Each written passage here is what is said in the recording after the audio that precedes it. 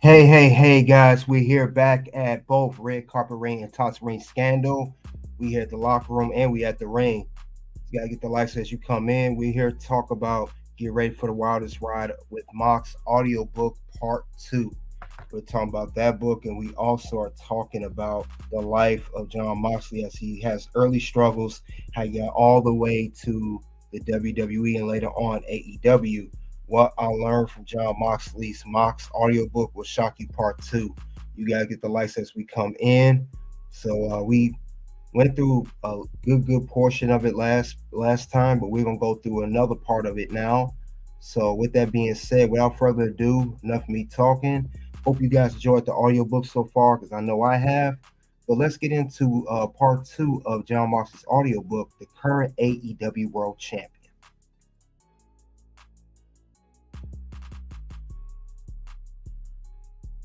With my dad in places just like this, a bleak gray. HWA chunk, late 2003. Bang! Bang! Bang! It sounded like gunshots, I thought. I parked my truck, got out, and looked around. As I was striding across the parking lot, unsure of where I was going, I thought there must be an indoor shooting range here in this industrial complex. Maybe behind one of these bay doors? I've been to enough gun ranges with my dad in places just like this, a bleak gray area in Woodlawn north of downtown Cincinnati. I recognized that sound, swallowed up by steel and concrete, but still loud enough to hear from the parking lot. It was unmistakable. 4 truck bays on either side of the lot, small staircases leading to numbered doors. There were no signs. There were some cars in the parking lot, but no indication as to which door I was looking for. Was I in the right place? I had written down the directions and taped them to my dashboard. 275 north to 75 south, Glendale Woodlawn exit. I looked around for clues, inspecting every door. All 8 units were identical. Perplexed, I continued to aimlessly snoop around. I was already fairly anxious, and being lost wasn't helping. The lost city of gold was supposed to be right here. I've come this far already. It's gotta be here. I was even wearing a collared shirt, a statement that I was to be taken seriously. Bang! Bang! The gunshots returned, only closer now. They drew me in. Bang! No, that's not gunshots, but it's loud. I hear voices. Bang! As I get closer and closer to the final unit in the back of the parking lot, that sound, the sound of metal crashing and bouncing to the bay door, reveals itself, becoming clear in my mind as it echoes through the early evening air. Somehow, I now know exactly what that sound is. I found it. The lost city of gold. The hidden door to the magical world I've dreamed about through countless long, sleepless nights. I would make my escape. The possibilities on the other side of the door were endless, but one must leave everything behind. Trade in your old life for what's on the other side. My mind was long made up, and now my search is over. I've found it. The Heartland Wrestling Association. The actual door was just like the others in the complex, numbered but unremarkable, no doorknob, opening only from the inside. I walked up a few steps and just, knocked. I was close enough now to hear more clearly the sound of what I knew was happening on the other side, though I had no idea what that actually looked like or meant. The bang sounds I had briefly mistaken for gunshots were, in fact, the sound a wrestling ring makes when a wrestler takes a bump. I would soon find out that the more continuous, rhythmic crashing sounds I could hear from inside the bay door were the sounds of one or more wrestlers running the ropes. I didn't expect it to be this loud. The only time I'd ever been up close to an actual wrestling ring was sometime earlier when I'd attended an HWA show at the Red Barn Flea Market in Batavia, Ohio. Wandering the streets one afternoon, I had seen a flyer on a telephone pole, one of those standard old-school multicolored posters used for wrestling, boxing, or tough man contests, one of those pink, purple, and green ones that all look the same. Live pro wrestling? I knew the Red Barn. It was 10 to 15 minutes up the road. I'd scavenged that place for wrestling tapes. I know the Red Barn. They're having wrestling? I was there. I stood in line with great anticipation, outside in the gravel parking lot at the Red Barn amongst something of a county fair type crowd. This event would feel comparable with a tractor pull to most, but not to me.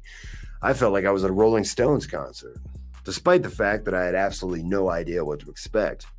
Is this HWA thing legit? Wrestling just like on TV? As we made our way inside, AC/DC playing on the house speakers, the smell of popcorn in the air, the ring came into view, real as can be, bathed in a couple of overhead ring lights. Electricity hung in the air like the moments before a thunderstorm. I took my seat on the bleachers, about eye level with the top rope. I inspected the ring, the ropes, the mat, wondered what they felt like.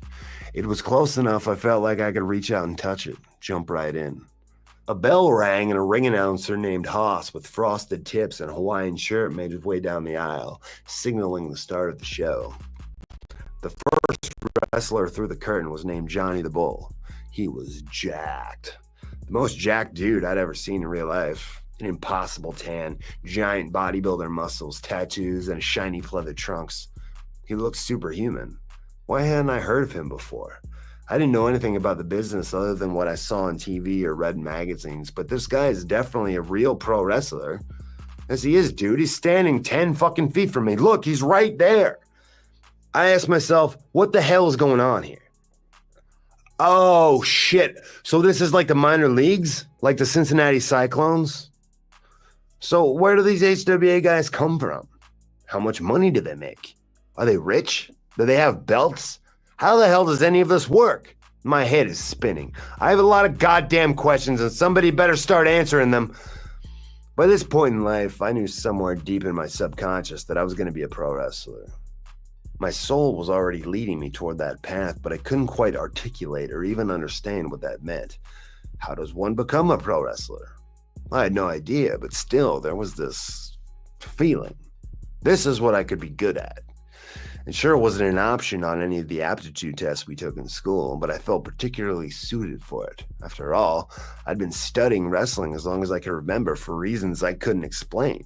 Reading any magazine or piece of literature I could find, learning whatever history was available to learn, booking fantasy cards, and compiling decades of championship records in my notebooks during class, collecting boxes of tapes and studying them endlessly. When you're younger, this type of thing is normal. Kids go through phases where they get really into different stuff, be it wrestling, cartoons, sports teams, or comics, just kids playing, exercising their imaginations. But as I got older, I'd taken my obsession to another level.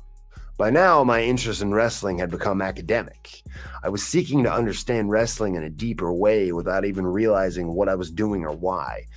Now, as a young man in the spring of 2003, it was as if something inside me was saying, well, if anyone was going to become a pro wrestler, who's more qualified than me? And if I'm qualified for anything, it's wrestling. But at this point, there was no tangible goal, no clear path. It was still just a feeling. That would all change on this night at the Red Barn Flea Market. Les Thatcher's Main Event Pro Wrestling Camp, it was called. I had been thumbing through the event program, hands stapled together, which ran down the nice card and promoted sponsors such as Grandma's Pizza, when I saw the ad in the back beneath the HWA logo. This was it. X marks the spot. I was Indiana Jones, and I had just discovered the artifact that would point me to the Ark of the Covenant. A light shone from the heavens. Angels sang. I didn't know what I was looking for until I found it. There was no mistaking it. This is where I was supposed to go. The adventure was just beginning. I'd been studying this mythical world from a distance in a classroom I created with boxes of tapes and dual VCR setups, the PWI Almanac, black and white wrestling magazines with color pinups. The answers lay ahead, I was sure of it. The ad simply listed the address and phone number and noted that only those 18 and up need apply. I didn't care for that part, I chose to ignore it. After all, they just didn't know me yet. But they soon would. I'm supposed to be here. I was ahead of the game, I figured. I was ready. I had some good size and was still growing. I'd been amateur wrestling for years, even got trophies and shit. I play football. They love that, right? I'm a good athlete. More importantly, I get this. I know this. Once I learned what to do, how this actually worked, I'd be off to the races. It was all still just a mystery. How are these guys doing this? I know they're not really fighting, but how does this all come together? I wondered as I watched a litany of talent come through the curtain and dazzle me by performing this mysterious art, this thing I was obsessed with and longed to learn to be a part of, pro wrestling. What I didn't know was that HWA at the time was a WWE developmental territory. This meant it was home to several talents under WWE contract, awaiting their shot to be called up to the big leagues, as I would be years later. HWA was also a destination for both indie wrestlers hoping to get noticed and score a contract and prospective students seeking to train at one of the most reputable and well-respected camps in the country. HWA was a hotspot, and unbeknownst to me this whole time, it had been right underneath my feet. I sat on those bleachers, transfixed, amazed at what I was seeing, studying everything intently. One after another, they came down the aisle. Not just real-life pro wrestlers, but, as I'd soon realize, some of the top talent in the country. Johnny the Bull's giant traps disappeared behind the curtain. Out next was Matt Stryker, the unibrow, he was affectionately called, for obvious reasons. He was an explosive spark plug of a wrestler who busted his ass in the ring. Known as HWA's Charlie Hustle, he was the gold standard of homegrown talent and would be my first real-world example of excellence to which I could aspire. There was Chad Collier, a superb, polished technician who reminded me of Dean Malenko. To this day, he is still among the smoothest technical wrestlers I've ever seen. The chicks screamed for a Billy Idol-looking Englishman who slid backward into the ring, sticking his ass up in the air. His name was Nigel McGuinness. The ice cream man, Tony B, came to the ring and passed out frosty treats to the fans in the front row. I watched surfer Cody Hawk literally surf his opponent, hanging 10 on his back after planting him face first with a drop toe hold. Little did I know that drop toe hold was one of a million maneuvers I would learn from Cody himself, as he would become my teacher and mentor. He would be the guy who would help me figure all this out one day, but right now, I was just sitting on those steel bleachers with my eyes and ears open. Tackle. Whoa, wait. Did I hear that right? I know my mind is spinning right now and my imagination is running wild, but I'm almost positive I heard that right. Tackle. Chet the Jet Jablonski was in the ring. He was a cocky, gum-chewing blonde heel who was built like a tank. My eyes are locked on the action now. I'm practically squinting, as if the secrets of the business will come into focus if I look hard enough. I swear he just said tackle. Between the heavy breaths of hard work in the ring, I heard it, ever so subtly. Tackle. Soft enough that it must have been only for his opponent to hear, because all the other grunts, exertions, and vocalizations thus far have been at a higher volume, meant for the audience to hear. And I think I even saw his mouth move. Am I imagining that? No, because less than even a full second after that, Chet's opponent was careening to the ropes, running into a flying shoulder tackle. I know what I just witnessed.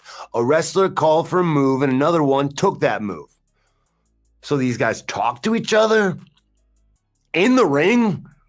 Nobody notices? I did barely hear it, I guess, and after all, I'm really close to the ring. This is unbelievable, but okay, cool. Well, how do they know what moves to call for? And when? I have a million questions. The gears continued to whir in my head. My adrenaline buzzed as I watched the rest of the show, taking mental notes. I'd be in that ring with all you guys soon enough. You just don't know it yet. A young, fresh-faced Brian Kendrick, then known as Spanky, hit the ring and impressed with his athleticism. There was a mean little fucker named Jamie Noble who would become one of my favorite wrestlers. BJ Whitmer, a beloved veteran, now a producer at AEW, was a standout in the early stages of a memorable career. Then there were Chemo and ECMO, the Island Boys. The Island Boys, two 400-pound Samoans who would soon be known as 3-Minute Warning in WWE, were a part of the Anoa'i family, professional wrestling's legendary bloodline, and the two largest humans I'd ever seen in real life. When Chemo, the size of a Honda Civic, did a split-legged moonsault, my jaw dropped. The poor soul laying on the mat must be crushed like an aluminum can. Little did I know that Chemo, called Rosie in WWE and who I'd come to know as Maddie, was the brother of my future Shield partner, Roman Reigns.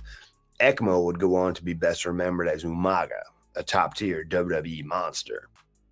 In retrospect, this card was stacked. I left the Red Barn that night on a high, gliding on air over the gravel parking lot, buzzing with excitement. I sped away in my 97 Ranger with the windows down, crisp night air rushing over me, WEBN blasting on the little boombox with the tape deck I had in the passenger seat. Wrestling had become a tangible thing, right in front of my face. Only a guardrail now separated me from being in the ring myself.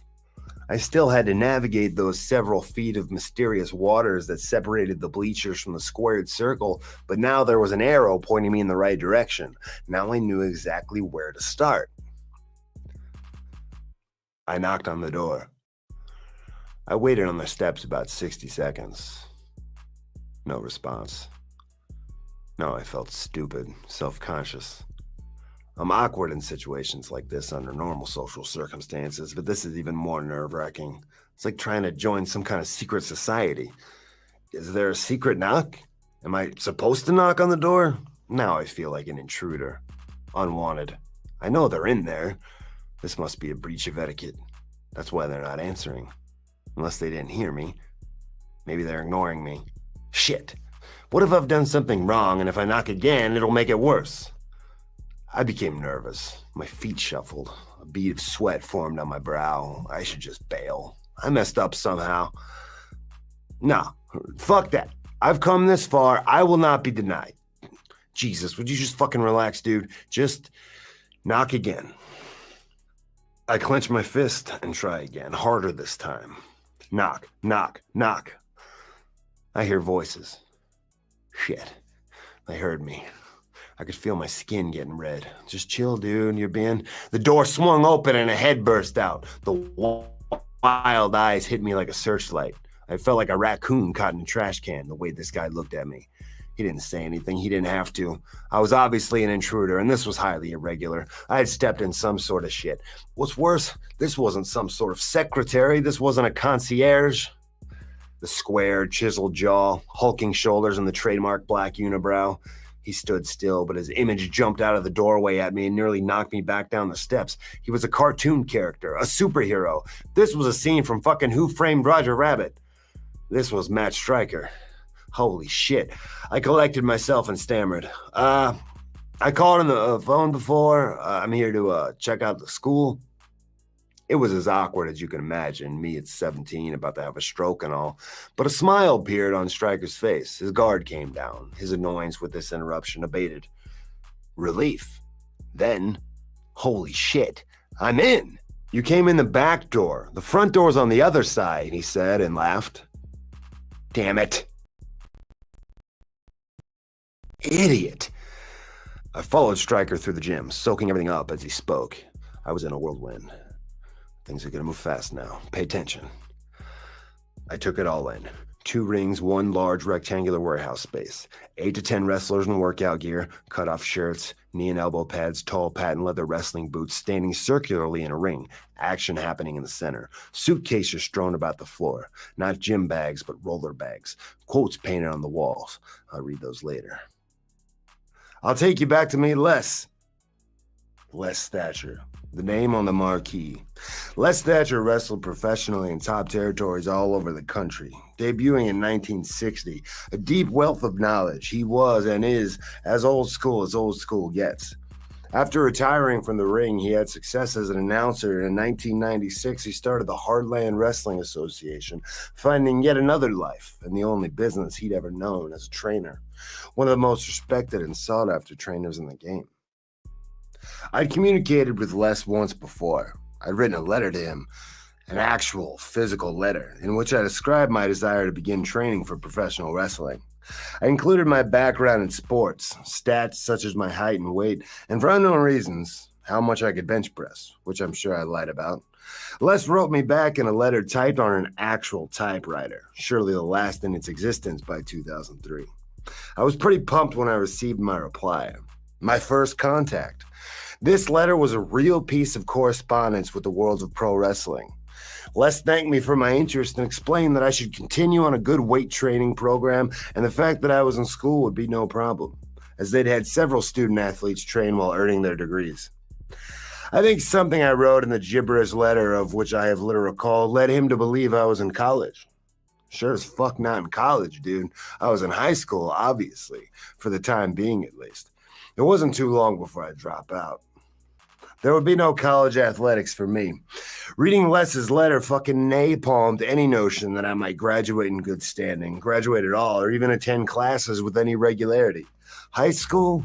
We still talking about that? Dude, I told you I'm gonna be a professional wrestler. Stryker led me back toward Les's office. I peered around the corner and saw his stark white hair.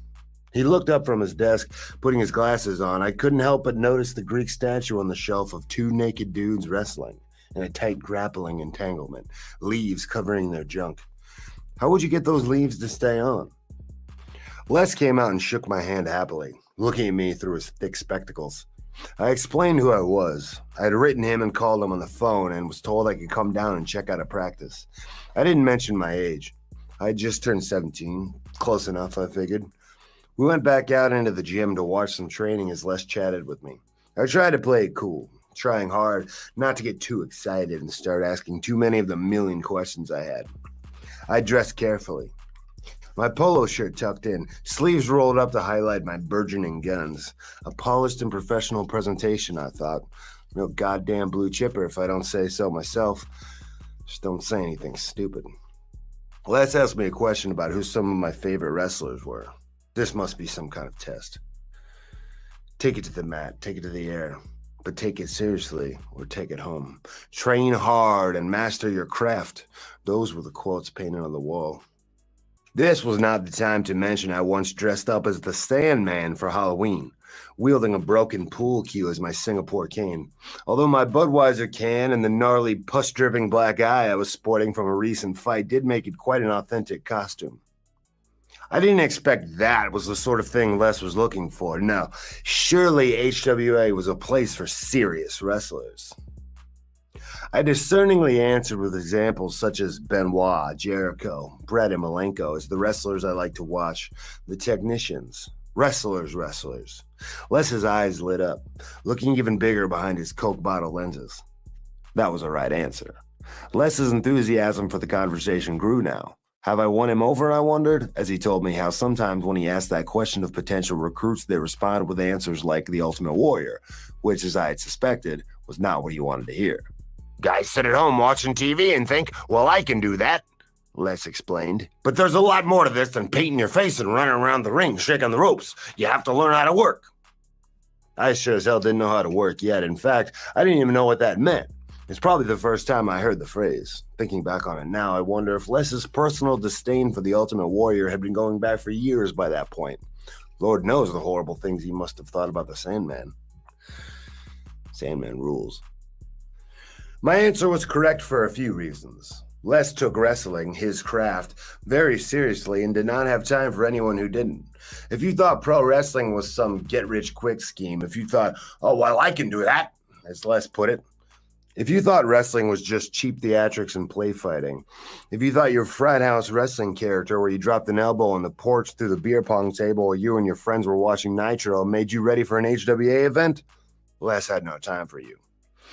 Chris Benoit and Kurt Angle had just recently put on a ferocious technical wrestling masterpiece at Royal Rumble 2003 that garnered a long-standing ovation from those in attendance. Mentioning Benoit as a guy whose work I appreciated sent Les into a soliloquy about the match and the beauty of the art of professional wrestling. Two people in the ring going hold for hold, taking the audience on a ride. I was mesmerized. I couldn't believe the things I was hearing. These were the answers I was searching for, but they were coming at me so fast I couldn't process them. I must have done something right, I thought, because now Les wasn't just giving me the spiel about X amount down, Y per month here, sign these release papers. No, he brought me in. He was giving me the real scoop. This polo shirt paid off. Les launched into another story, one I'd hear approximately another 2.8 million times over the years. If you're a wrestler who comes from where I do, you are told a legend about the greatest match that ever took place in the history of time. It's just a fact that one does not question, lest they be shunned. Like a Catholic has taught that Jesus is God incarnate, a wrestler from this time and place is taught to believe that Chris Benoit versus William Regal from the 3rd annual Brian Pillman Memorial Show is the best match in the history of the sport. Bar none. Water is wet, the sky is blue, and Regal Benoit from the Pillman is the best match ever. Many have heard the story. Chris is sitting in the dressing room and Regal walks in, drops his bag and sits down. Chris says, "What do you want to do tonight?" Regal says, "How about that finish we did that one time?" Chris says, "Great." Regal says, "Okay," gets up and walks away. They didn't talk to each other again until they locked up. Mind fucking blown. I didn't understand why what I just heard was awesome, but it was awesome. I'm goddamn Charlie in the Chocolate Factory. This match of mythical proportions took place in Cincinnati. The Pillman Memorial Shows were 4 charity events Les promoted from 98 to 2001, and they included stars from WWF, WCW, and ECW all in the same card at the height of the boom period, which is pretty crazy. Dr. Tom Pritchard, another renowned trainer, and a future coach of mine at FCW, would frequently use this match as a blueprint to teach aspiring wrestlers. Regal Benoit begins with sharp and aggressive technical wrestling, building intensity as the combatants start unleashing hard strikes. Regal gets busted open, a nasty hard way that sends the crowd abuzz. The tension builds to a fever pitch as Regal stretches his foe with a nasty surfboard, grimacing behind, eyes burning with the sting of rivulets of sweat and blood dripping down his face. "Regal! Regal!" the audience chants as the contest builds to its conclusion. Legend has it that Les kept creeping closer and closer to the ring as the match unfolded, transfixed with the beautiful work being displayed, literally being pulled in by the story. And sure enough, as soon as the final bell rings, Les can be seen popping up on the apron behind those Coke bottle lenses with a huge smile on his face, unbridled passion for the craft bursting out of him. When the match starts, it's lukewarm. Some bonehead in the crowd starts chanting "boring," Les explained to me. By the end, they have 2,000 people on their feet stomping and clapping, he told me with pride.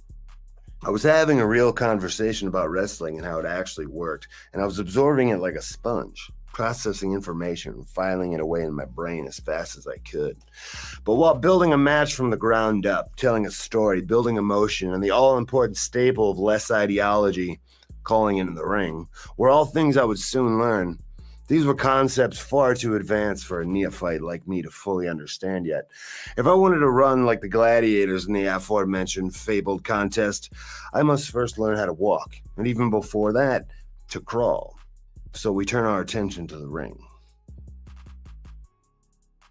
Spin It Up. The Game. The Documentary. 2005. 2005, early HWA days. I'm a young indie student wrestler in training.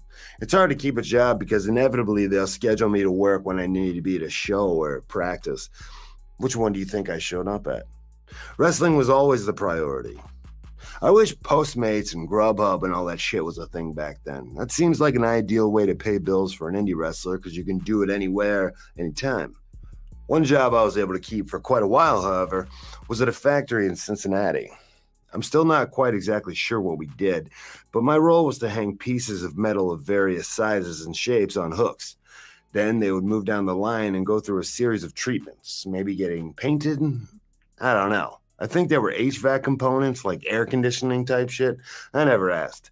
I just hauled the pallets up to the line and hung big-ass pieces of metal on hooks from 11 p.m. to 7 a.m., Sunday through Thursday. That's why I was able to keep that job for so long. I could train on weekdays in the evenings, even have time to lift weights after, and still make it to work. I had Friday and Saturday nights off to be at shows, setting up the ring and wrestling. I got really good at setting up the ring, becoming something of the point man for ring construction. Back to the album we're spinning up. Dreams, a big single off this record, was getting heavy airplay at the time. I was bummed when they took away my portable CD player. I guess it was so that if I was about to be ran over by a forklift, I would hear it coming, which was probably a good idea in retrospect. And I still had the radio. I had some fucking cool co-workers, and they would blast the local hip-hop station all night long. I remember that R. Kelly Trapped in the Closet thing was going on at the time, which I couldn't stand at first, but after a while, I was like, okay, well, I'm invested now. How'd this motherfucker get out of the closet? I love the track Dreams. Hate Her to Love It by The Game and 50 Cent was also a big song at the time. I was persuaded to buy the album. I was, after all, making $9 an hour at the time. A fortune for me. This album takes me back to that summer in 2005. I was just starting to figure out wrestling. I was working my ass off, training in the ring for hours nightly. I vividly remember pulling up the giant warehouse garage door after practice to the balmy Ohio night air, putting the documentary in the CD player and pumping iron until it was time to go to work. Dreams is my favorite track, but Church for Thugs is a close second. That song pumps me the fuck up. How We Do is a big hit from this record, but it's probably my least favorite song here. Once a song hits me with an up in the club, I'm usually out. Training. Here's the real peek behind the curtain. In the ring, Cody Hawk is commanding traffic amidst a circle of trainees. They're grabbing headlocks, hitting the ropes, slamming each other with tackles, taking hard back bumps. The reverberation of sound from the steel ring bouncing off the walls is still surprisingly loud. In between reps, Cody steps into the center of the ring to give instruction, and I struggle hard to hear what he's saying. Les is still talking in my right ear as I stare at the ring in awe. The secrets of how the sausage is made are being displayed right before my eyes. The lost city of gold. Les answers my questions such as, how long does one train before getting to step in the ring for an actual match? 6 months at least, he tells me. That's the fastest we've ever had somebody ready. You don't want anyone to see you while you're still green. Green must mean inexperienced or not ready. Green. A picture of a klutzy, amateurish performance comes to mind. Yeah, that must be what green means. Bumps. Bumps must mean slams, falls, taking moves from what I gather. The other word I keep hearing is selling. I think I know what selling means. It seems pretty obvious. See, I'm figuring all this out. It means like acting like stuff hurts. Like if a guy twists your arm, you act like, shit, my arm hurts. I'm in pain. That's selling, right? Yeah, that's what selling means, I decide. Satisfied. I begin to feel more comfortable. This is where I belong. I'm happier than a pig in shit, listening and observing. The rest of the conversation with Les is a bit of a blur, but I remember he brought up the down payment and financing options. For a lowly street rat like me, the numbers were so staggering my head started spinning. Hold your horses. That was a splash of cold water in the face. Back in reality, Les was looking at me expectantly for my thoughts on what I just heard. I think I was able to awkwardly muster up and, I'm saving money. Hardly convincing, I'm sure. I was saving money, working as many of my $6 an hour security gigs as possible. I believe the full cost of tuition was $3,000, $2,500 if you paid up front. I did, in fact, know that already. A nugget of information I gleaned from going to the library and finding it on HWA's website. But I'd spent most of whatever money I had already by just putting enough gas in the truck to make the trip here. Even so, I paid little heed to the giant flashing neon sign that read, "Do not pass go without $2,500. Dozens of interested parties who thought, well, I can do that, probably came through every week. How many of their aspirations to do this for real came to a halt at this point in the conversation? I worried I'd be shown the door immediately. I wanted to grab Les by the collar and plead. That's everyone else. They're not me. My God, man, you must understand. There was also the matter of my age. I wasn't 18, so despite my zeal, being broke and unable to sign any legal waivers was enough to wind the conversation down. The deal would not be closed today. The car would not be driven off the lot.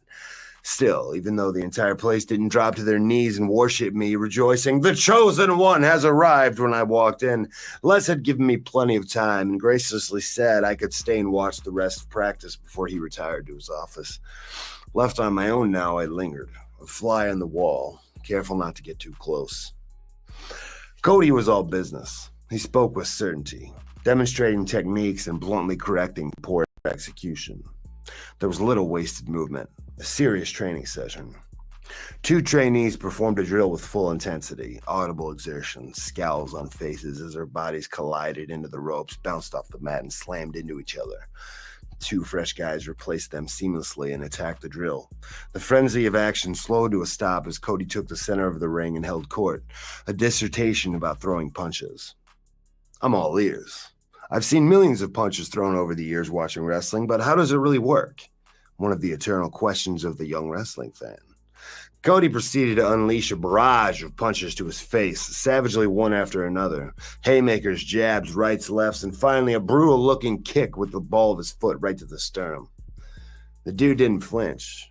Didn't feel a thing. Whoa. Cody moved around the circle, one student at a time. They all closed their eyes, and he teed off with strikes right to their faces. Every punch and kick looked like it could smash a bulletproof windshield, but they had no effect on the students. They were all a mirage. It was a powerful demonstration. One student asked a question, and Cody answered with another demonstration. "My drop kick is very light," he said. "Hold out your hand." The guy held out his hand like a target, and Cody effortlessly ripped off a beautiful dropkick, launching his body into the air horizontally and flipping around in midair. It was like he didn't even jump, he just levitated instantly, and his foot tapped the target about as hard as you tap someone on the shoulder, light as a feather. Next, Cody went back around the circle, delivering the same strikes, but this time he instructed the recipients to sell the blows. It all came together. Cody reared back and threw the punch with all the force in his body, grunting with effort. The instant he made contact, his opponent, his dance partner, snapped his head back, grimaced, and grabbed his nose as if it had been broken. The grandfather clock is now splayed open, and I'm getting a close-up look at how the gears inside work. It's an illusion. After practice concluded, everyone sat on folding chairs and worn, cushioned seats, stained and dotted with cigarette burns that had been pulled from the backs of 90s minivans, seatbelts and all. The students were all smiles, t-shirts matted with sweat as they untied their long bootlaces. They chatted about training, their lives, their jobs. One dude, Trevor, was a waiter and was relaying a story about a troublesome customer, and everyone laughed. They told stories about their roommates' drunken behavior the previous weekend and chicks they were going out with. They were living real lives. Mild-mannered civilians by day, superhero wrestlers by night. This was a revelation. They talked about their recent matches, as a few were active wrestlers and had had some of their first real outings in the ring. Some had trained as long as a year to earn the opportunity to perform in an HWA event. What lives these guys lead. No school, no teachers. Good fellas. Made men. I'd have shot a guy and dumped the body in the Ohio River on the spot to be part of this fraternity, one whose members' lives were wrestling. Before I left that night, Cody said I could come by and help out at shows whenever I wanted. So for the rest of the year, I became a familiar but quiet presence at HWA, sweeping the floors, setting up chairs, hauling boards to and fro from the ring truck, selling cans of soda and candy bars during the show. Or my favorite gig, being security inside the barrier, where I just got to sit and watch the matches from the best seat in the house. I watched attentively, always listening. I was right in front of the fans, but basically invisible, sitting in the corner of the guardrails in my black t-shirt. I felt like a spy, undercover, gathering intel. I would need more money to start training. Chomping at the bit to get in the ring, I wanted to have enough cash in hand to start the minute I turned 18. On top of doing security at the arena in Riverbend, I started working as a third shift cook at the Perkins restaurant on Beachmont Avenue. Somewhere around this time, I just sort of stopped going to school. I didn't exactly plan it. I didn't get up and walk out of class one day. School just kind of disappeared. It became irrelevant. Mario and I skipped school on a Friday, the kind of beautiful spring day you just can't bear to spend in a depressing high school prison. We went to the HWA show that night at the Montgomery County Fairgrounds. As a reward for dutifully selling tickets to the show, but in retrospect, probably more just to have a little fun messing with me, I was put in the opening battle royal. I nearly pooped my pants. You may as well have walked up to me and told me, "In 2 hours, you're going to main event WrestleMania." Out by the ring truck, I pulled Mario aside and in a whisper, but unable to control my excitement, I told him, "Dude, I'm going to be in the Rumble. Shh. This was top secret information. There could be guys from TMZ on the roof with long sports lenses about to blow this story wide open.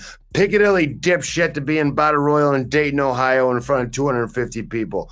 Discretion was of the utmost importance, obviously. I borrowed some athletic pants from a student I had made friends with and went shirtless. Standing in line with other wrestlers behind the curtain, I tried to look like I belonged. Cool as a cucumber. Just gonna do a few push-ups here, get my pump on, no big deal. Another day, another dollar, babe. When it was my turn, I burst through the curtain and immediately felt the eyes on me, naked and exposed. I made my way down the aisle with no idea what to do with any of my limbs. The ring was filled up with bodies. I slid under a turnbuckle and found some open real estate in the corner.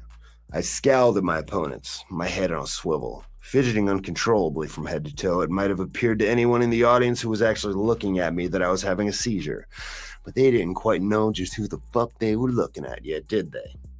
As far as I was concerned, my body language, my expression informed of only one fact. I'm gonna win this thing. 20 wrestlers grit their teeth and clench their fists. The bell rings, and 40 seconds later I hit the floor, going ass over tea kettle, clutching the top rope for dear life, a clumsy panda falling out of a tree. I didn't know how to take a bump to the floor. In fact, I knew how to do exactly zero of anything, so what I did in the ring for those 40 seconds, I couldn't tell you. But after an experience like that, worrying about going back to school would have been like Neo bothering to call in sick for work the day after taking the red pill. I never went back.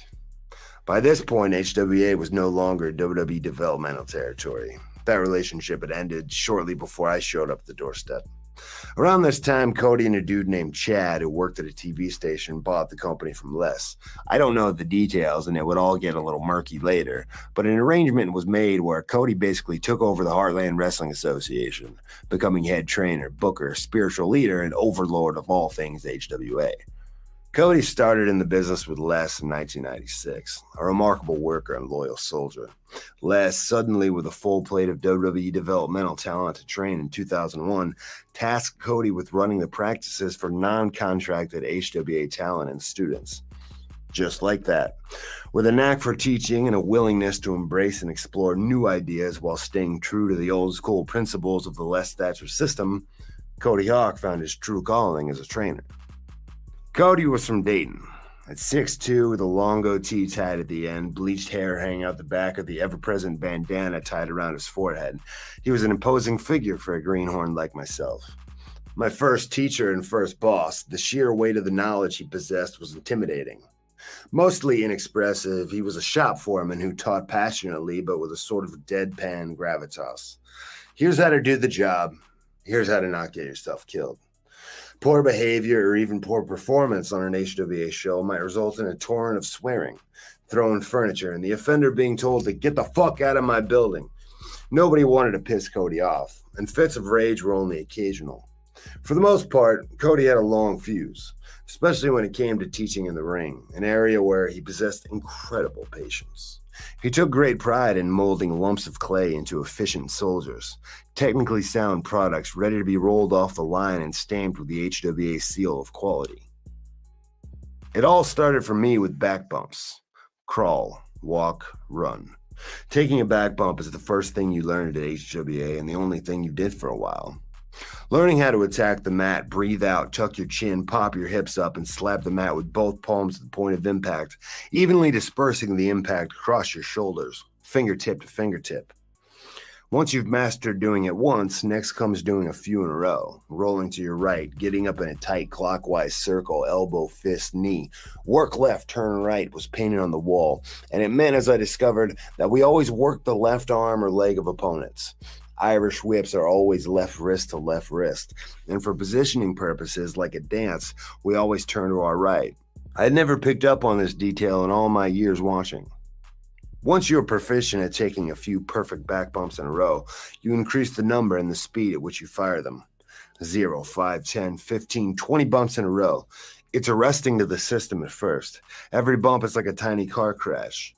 If you don't learn how to expel your breath before you hit the mat, you'll notice the sensation of being hit in the chest with a baseball bat.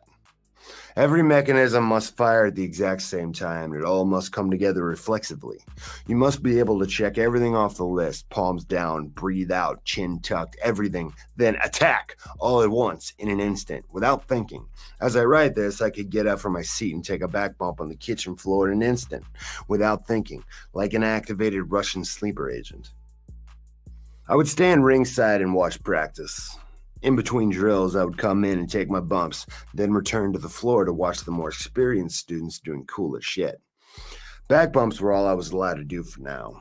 I graduated to doing 25 in a row. All perfect. A brutal and exhausting experience. I remember working at Perkins one night after practice. I couldn't turn my head. I was like one of those old rubber action figures. I had to comically shuffle my feet in a circle and turn my entire body back and forth between the grill and the pickup window all night.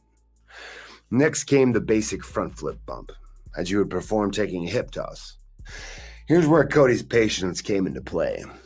Eager and aggressive as I wasn't much of a flipper. The idea is to jump straight up as high as you can, tuck your chin, flip in the air, and land flat in the same place where your feet just were. I would jump my ass up there as hard as I could and flip forward with all my strength, but for some reason my body, once airborne, would defy the laws of physics. I would float to the left, or the right, or backward, or end up facing the opposite direction somehow. I was like a drone that went haywire at takeoff. People put on helmets and protective eyewear when it came time for me to practice my flip bumps. There was no telling which direction I'd go. I grew frustrated, but Cody, ever sagacious, would calmly diagnose every mechanical problem with the bumps, rubbing his beard, working out the equation in his mind. Over and over, he'd tweak every little thing I did wrong until finally he told me, probably mildly concussed at that point, to pick a spot on the wall and stay focused on it as I jumped straight up, and at the height of my jump, remained focused on that spot on the wall. Then, and only then, finally, at the moment just before gravity takes over, tuck your chin hard. It worked. I started doing flip bumps that weren't totally out of control. Not perfect, but that'll do for now. I've never been good at flipping, and I don't plan to start now. Maybe when I'm in my 50s, I'll start busting out my funk salt. Even early on, when I started wrestling matches, I'd take standard suplexes, and no matter how hard I tried, instead of going straight over the top 12-6, I'd somehow go over at like 2-8 or 3-9, like somebody was suplexing a giant fucking frisbee. Next came learning how to lock up. But not even in the ring, still not part of regular practice, I was brought to an open space on the floor for a lesson with an overachieving wrestler named High IQ Quentin Lee.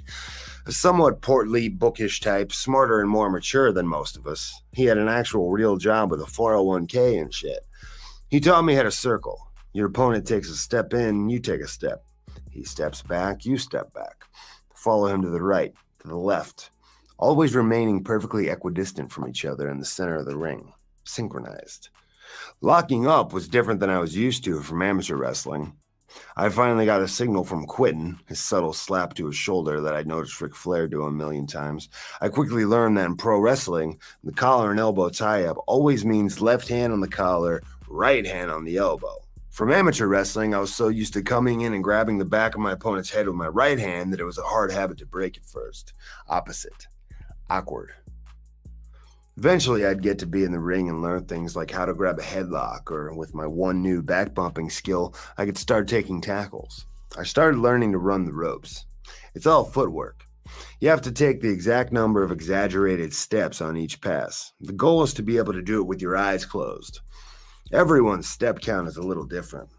Mine was about 2 3/4 steps, rope to rope, turning on my pivot foot and snatching the top rope with my right hand, pulling it under my armpit at a precise moment. My hip hits the middle rope, my weight still underneath me as I redirect because I don't want to fall to the floor in case of a turnbuckle breaking, as I'm warned. I think I was about 2 1/4 steps in the WCW ring. That was another really cool thing about training at HWA. The remnants of the developmental days that were left behind. Cool shit like ring aprons from SummerSlam and shit. An announce desk from Thunder. But the important thing, the real blessing, was that HWA had an actual WWE ring. The 20-footer with real ropes. As well as 2 actual WCW rings. Much stiffer 18-footers with shorter cable ropes. WWE had acquired these and sent them to Cincinnati after the Monday Night Wars, which I had watched play out on TV, ended. I initially started in the WWE ring, but that thing was super hard to maintain. It would get all wobbly and shit. I think they sold it. I spent most of my time in HWA and the WCW ring, which was far more practical to travel with. We kept one at the gym and the other in the ring truck to haul the shows on weekends. I became an expert on that WCW ring. I knew every screw and bolt, every board, cable, and giant metal hook. As I became Cody's most diligent student, he made me the point man on ring crew. Under the ring, tightening cables, making sure the mats are taped together tightly and all the ropes were even in strength and flush. Sometimes Cody would rent the ring to other promoters, to the nightclubs for random events like Foxy Boxing or whatever. Which reminds me, YouTube Renee and Pillow Fight League. Renee the Ripper. On those days, Cody and I would bring the ring to the venue and set it up with just the two of us. We could do it really fast, too, and I'd make a little pocket money for that. To this day, if you dropped a WCW ring in my backyard, I bet I could have it up in no time. As my abilities grew, Cody started to devise a character for me. I'm going to make you a stoner or a football player, he said. He eventually decided on a stoner football player. We had Tuesday night TV tapings every week. HWA aired an hour on some little local station on some night at 10 or 11 p.m. Then Cody decided to run what he called a Sunday showcase, a Sunday afternoon house show type of thing to provide a platform for less experienced students or those not booked on TV to hone their craft. As it happened, this Sunday showcase, which maybe 15 people attended, would be the event where I'd have my first real match against a veteran Cincinnati wrestler named Gotti. The age-old saying goes, always bring your gear, you never know. And I had already bought a pair of blue football pants in anticipation of this new character Cody had in mind that was obviously going to pop the territory and drive big revenue. I was told by somebody, I don't remember who, that I would be in the third match, 15 minutes. My balls sucked up into my abdomen. I've never been more nervous. This was it. Fuck. Stay cool. I'd been training officially for about 6 months. Cody told Gotti, put him in stuff and let him get out. That's all we went to the ring with. I didn't expect any different. The backbone of HWA philosophy and all I knew up to that point was calling it in the ring. You got a name? The ring announcer asked me. I'm sure I had thought of a million ideas, but I was drawing a blank. This was all happening fast and I had nothing. I totally froze. A wrestler who went by the name Tack turned to Cody. He's like the fucking guy from the movie, Varsity Blues, Jonathan Moxley. In the movie, the guy's name is Jonathan Moxley, so thankfully he had actually messed it up. Cody gave the okay sign to the ring announcer. I was busy pissing my pants, so I didn't offer anything. And just like that, I had a name that I like to think I've defined as my own. The fact that women wearing whipped cream bikinis are often lurking around every corner ready to accost me is purely coincidence. I sprinted to the ring for some reason, in wrestling shoes and football pants, and 15 minutes later, I had a real professional wrestling match under my belt. I don't remember anything about it.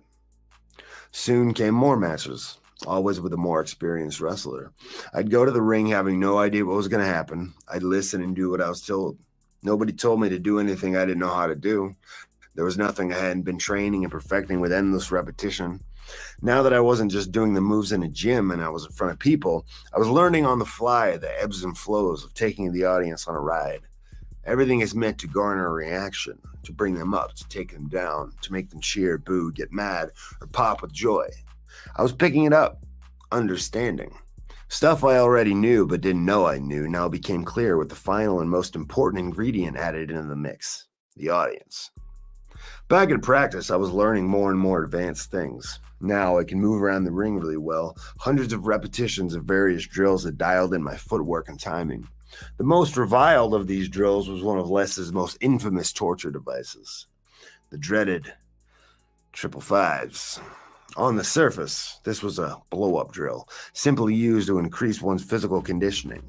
We did a ton of conditioning at HWA, which I always attacked with enthusiasm. If there was one thing I knew for sure I could bring to the table, it was the ability to suffer. I'd keep going and going like the Energizer Bunny no matter what hell I was put through, that much I could promise. After 6 months, I had developed some serious endurance. Matt Stryker had even taken to calling me Captain Cardio, which I was really proud of. Nevertheless, the 555s were always ominous. It went like this. Irish whip your partner into the ropes, hanging on and sinking down your butt with your arm fully extended. Pull him back and whip him to the other side the same way, 5 times. Your partner reverses and does the same to you, 5 times. After the 5th, you reverse him and send him off to run the ropes. Do a drop down, then leapfrog him as he comes back. As you land, turn and drop down again, leapfrog. Repeat 5 times. When you land after a 5th leapfrog, take off and hit the ropes. Step over your partner as he drops down. Go under the leapfrog. Repeat 5 times. Grab your partner and send him toward the turnbuckle. He'll do an up and over in the corner, jumping and using his upper body strength to launch himself in the air, landing behind you. He runs to the opposite buckle and you follow behind him. Another up and over. Repeat 5 times. Your partner sends you running across into the buckle and you do an up and over. Repeat 5 times. It was an all-out concentrated attack on your heart and lungs, every muscle in your body. There was just no way not to be blown up at the end of it, and that was the point, or at least part of the point. One horrendous day in the summer, practice was torturous. Cody was pushing us really hard, running us to death with blow-up drills and intense wrestling. Suffocating in this sweat box, we were hands on knees, gulping for air, doubled over, trying to stay upright as practice came to an end. Please let this be it, I hoped. I was ready to keel over. 555s, Cody said, smiling like Satan, rubbing his long goatee like fucking Jafar from Aladdin. Oh, come on! I was heartbroken. What the fuck, dude? The first pair got into the ring, an ice rink by now, slippery with perspiration, and began. They completed the first part, moving in quicksand and slipping a bunch. But when they got to the drop-down leapfrogs, the whole thing fell apart. One guy came crashing down, balls first, onto the other's head. They landed in a heap. Cody yelled, "Stop! Get the fuck out of the ring. You're going to hurt each other." The mood in the room was tense. While this was going on, I took a few seconds to whisper in my partner's ear. He was less experienced than me, a good athlete, but he was dying just like all of us. I knew the ring was slick and hazardous, and we were both on our last gasps, but I thought we could get through it if we stayed under control. I sure as hell didn't want to get kicked out of the ring and yelled at, and I didn't want anybody to see me ever hit the proverbial wall. I was competitive, and on top of that, I was Captain Cardio, damn it! Take it one thing at a time, I whispered to my partner nervously. Watching the ring, cringing at the 555 hell we were about to enter. We just got to keep a good pace. Don't rush. Follow my lead. We entered the ring like we were walking the plank. Cody looked annoyed. He'd been disappointed already. Send in the next 2 wimps, I figured he was thinking. Why is he so mad, I wondered. The door to the promised land, the land of success, of simply being able to call yourself a good professional wrestler, was closely guarded. The closer I got to it, the more intense things became, the more there was asked of me. It was still just a dream for me, this promised land, the actualization of being a good professional wrestler, but I was going to get there no matter what, success or death. Fuck you, Cody. I was on a pilgrimage. We began. First whip, nice pace, here we go. 1, 2, drop. 1, 2, drop. Okay, now reverse. Good, easy pace. Keep breathing. We got this.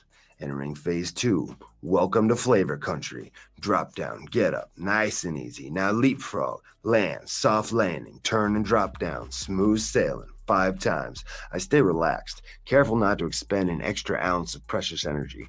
Every step, every movement, every breath is precisely timed and executed.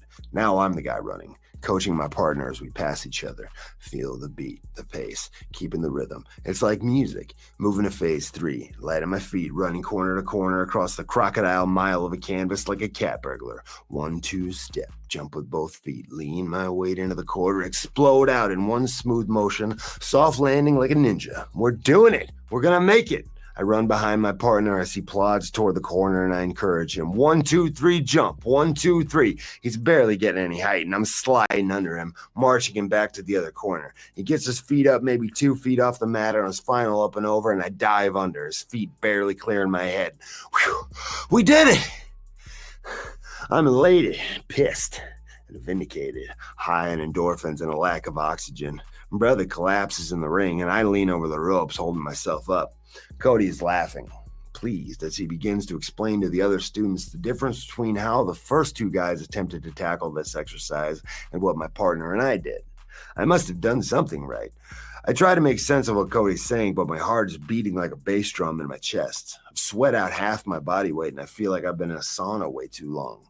I want to crawl out the garage door into the fresh air. I don't get a gold star, but I feel some type of validation. Then all of a sudden, a light bulb goes off above my head. I've learned what this drill, this shitty, godforsaken drill, is really about. One thing you hear early on in any wrestling school is that if it feels like you're moving too slow, that's probably just right. At first, this may seem strange, but what it means is that when you're watching a high spot on TV, maybe Rey Mysterio in Psychosis doing some crazy head scissors, or Flair and Steamboat doing enough arm drags and hip tosses to make your head spin, they aren't moving as fast in real life as it seems on TV. If you get in the ring and just start moving a million miles an hour, not only are you going to get blown up quicker, your timing will be off and the moves will get screwed up, or worse yet, someone will get hurt. You don't want to have what we call happy feet, the jittery hallmark of a green wrestler. This principle holds true in many other sports as well. Relax. Dustin Rhodes at 52 is still the fastest man in wrestling. When he hits the ropes with that velocity, leapfrogging, running, ducking, and stomping on a dime, dropping to his knees to deliver his trademark Goldust punch, I'd be willing to bet he's at a resting heart rate. It's his footwork and timing, honed to perfection from decades of repetition, that make it look so smooth and so fast. Spin It Up, Deftones, Around the Fur, 1997. This album captivated me, drew me in, sucked my body into the CD like some poltergeist shit. I got this album in Detroit. Dad had been transferred there, and one weekend he came down to Cincinnati to pick me up. We drove the 5 hours north on I-75 with the sunroof open. I stayed at his apartment for a couple days. It was 1997. I was 12, a potent mixture of testosterone, angst, and trying to figure out what the fuck was going on in the world brewing inside me. I remember on this trip, we went inside a sporting goods store. I had just started junior high wrestling, and I was obsessed. All the other kids had nice Asics gel headgear. I didn't have money to buy cool headgear, so I wore some goofy-looking shit from the 1950s that the coaches gave me. It was uncomfortable and uncool, and it always fell off, too. I remember lifting the nice, cool Asics gel headgear while I was in that store in Detroit with my dad. If he would have known, he would have beat me into a coma. I'm not sure how I acquired Around the Fur. I'm going to go ahead and say my dad bought it for me because it's a nicer story, but it's entirely possible I shoplifted that too. But let's go with the Disney version. Thanks, Dad, for buying me one of my favorite albums ever. See, that's just much better, isn't it? Let's start with the cover art of Around the Fur. A photo of a chick in a bikini with a tattoo. I was 12, so check. The opening track, the classic My Own Summer, starts with just the most badass guitar lick I've ever heard. I used this song as the entrance music for my debut match in CZW, the first time I wrestled at the ECW arena, which when I was 12 was this mythical place, a castle built of bricks of cool. I would later use the Deftones' Rocket Skates as entrance music a time or two, though that's off a different album. The title track is one of my favorites. Just chill, chill, chill, and then bang, going from highs to lows, heavy to mellow, slow to fast is a hallmark of the Deftones sound. In research for this piece, I went to Wikipedia and learned this album incorporates elements of new wave and something called shoegaze. Cool. I also learned that upon its release, some music critic named Robert Christgau dismissed this classic as a dud. Listen here, Rob. You can go fornicate yourself on an iron stick. Call Around the Fur dead to my face and I'll fucking headbutt you and put you in a bulldog choke until you apologize and write a sincere letter of apology to the Deftones. I'll even make you get that shit notarized just to really make it a pain in the ass. Fuck you. Be Quiet and Drive, the other big single here, is a classic. It's just a great song to listen to when you need some space. Mascara is a spooky song that will affect you. Die the Flu is a beautiful, aggressive, and tragic-sounding song, one of my all-time favorites. Chino, the Deftones vocalist, is at his best here, displaying an array of emotions and range. Head Up, a collaboration with Max Cavalera of Soulfly/Sepultura, is just the shit. Heavy fucking metal. Fucking Chino vocals mixed with classic Max vocals, so unique. Put that shit on and go on a bench press, guaranteed new PR. This album is me at 12. But also me today. It never gets old. Tag match. I learned how tag team matches worked and how to cut the ring off and build to a hot tag. We practiced calling a false tag on the fly over and over, with the heel on the outside briefly grabbing the ref's attention and the babyface making the tag behind the ref's back. The heel in the ring dragging him back to enemy territory, and the babyface on the outside grabbing the baton seamlessly and distracting the ref, himself now in a rage, trying to push past the ref, insisting that there was a tag. This gives the opportunity for both bad guys to double team the good guy in parallel, illegally building the heat to a fever pitch. Every player on the board must be in total synchronization with one another. A simple, old-school tactic that's still beautiful when executed to perfection. A goofy-looking kid the same age as me named Jimmy Turner joined HWA. He had trained with Shark Boy and had some experience on shows. Cody immediately paired us together as a tag team with the stoner football player motif. It was a great fit. I was starting to figure things out, and Jimmy was better than me at that point. Now we had a gimmick to lean on, which is useful when you're just starting out. Since we weren't good enough yet to just go out and have banger matches with our wrestling skills alone, we could, as the old rule of thumb states, work the gimmick, while we listened to the veterans in the ring and continued to learn our craft. We had a lot of fun with it. We called ourselves Necessary Roughness, dressed in crop top practice jerseys and football pants, black smudges under our eyes. We'd come out to Mas Tequila from Sammy Hagar, a takeoff of that song from Jock Jams, running to the ring, shoulder bumping each other like juveniles who just got done smashing Red Bulls and shotgunning beers in the back of a pickup truck at a Kenny Chesney concert. We were given a cheerleader, the stunning Janelle Sinclair, who later married my buddy Brian, who wrestled under the name the Buffalo Bad Boy Brian Jennings. They're actually expecting their first child just a few weeks before Renee is due. Jenny, with the varsity cheer squad outfit, completed the act. Two hyper buffoons doing the evil hot chick's bidding. People hated us. They would stand up and hurl lewd insults at us while Jimmy and I ran around hitting the ropes and chest bumping, spiking footballs, doing the Dumb and Dumber high five where we miss each other. Jenny was actually the star. Women in the crowd became incensed at the sight of her. The shit they would yell at her isn't fit for print, even in this book. That's how much they hated her. It was great because it helped people really get into our matches. We'd bump around like ping pong balls for the baby faces. Every time we got an advantage, we'd do some Keystone Cop shit and look like dummies. Then toward the finish, Jenny would throw brass knuckles into the ring or distract the ref for some such thing. And then for that key moment, we would all magically become a well-oiled heel unit and steal a victory. Jimmy and I would celebrate like Mojo Rawley and Gronk, doing shots of Goldschlager at a pool party, and Jenny would parade around in her tiny skirt with a snide rich girl look on her face. It drove the people insane. Les couldn't stand us. One time he came to a show with Harley Race. Suffice to say, Harley did not enjoy our presentation that evening. Cody had taken over, but Les's name was still synonymous with HWA, and he was absolutely mortified. I'd be willing to bet he's still mad about that to this day.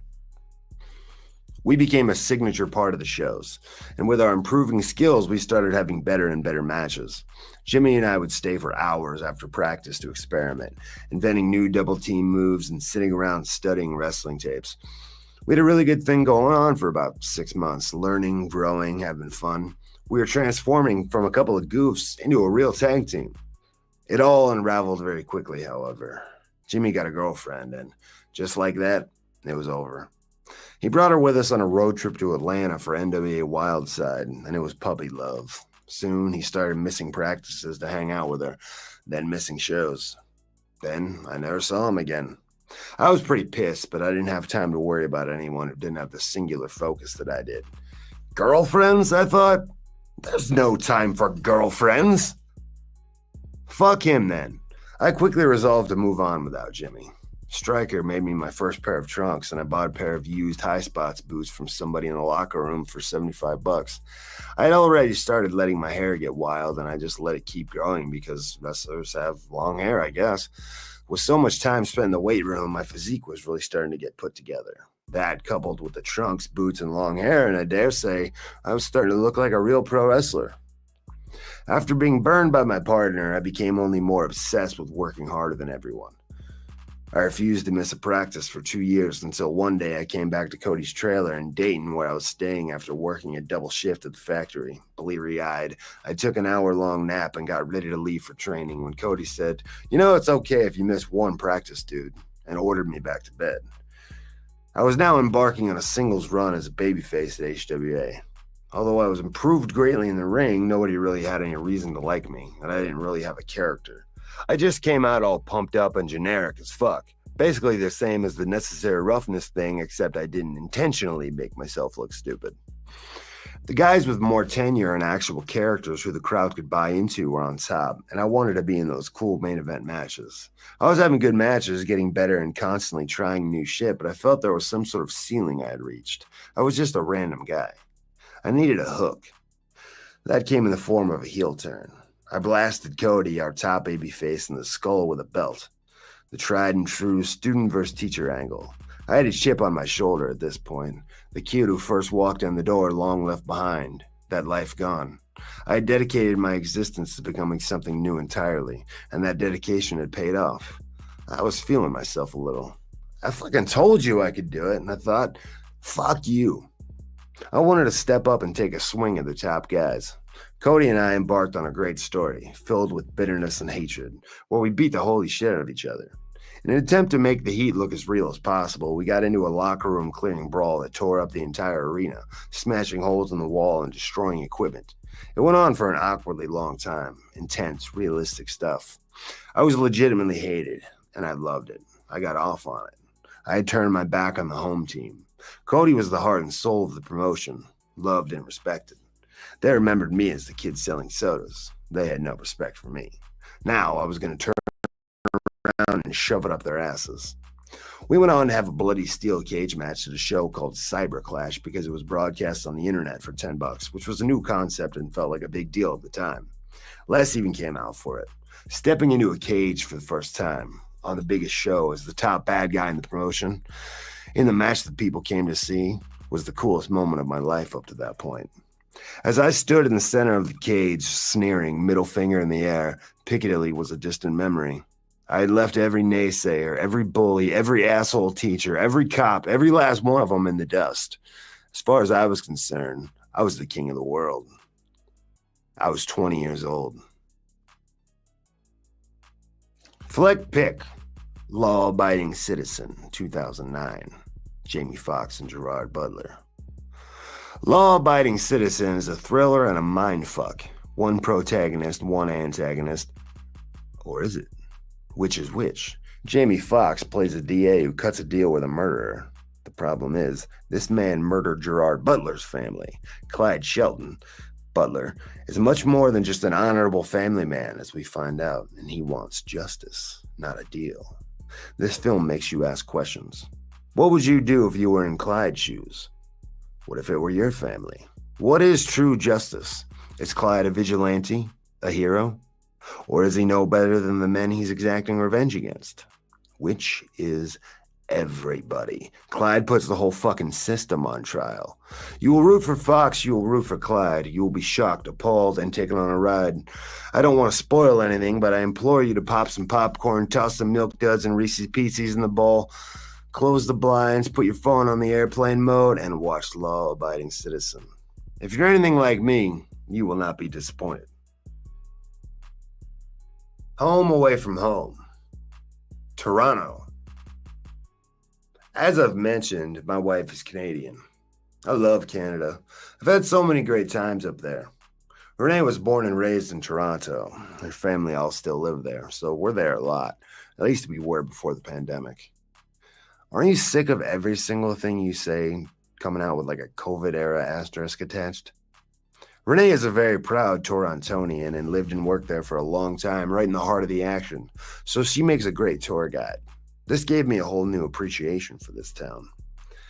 My favorite spot is Horseshoe Tavern, a place with a rich history and a secret, glory hole-esque pickup window on the wall for the A&W burgers. We spent a lot of time walking along Queens Quay, looking at the water and Trinity Bellwoods. Toronto in the summer is beautiful.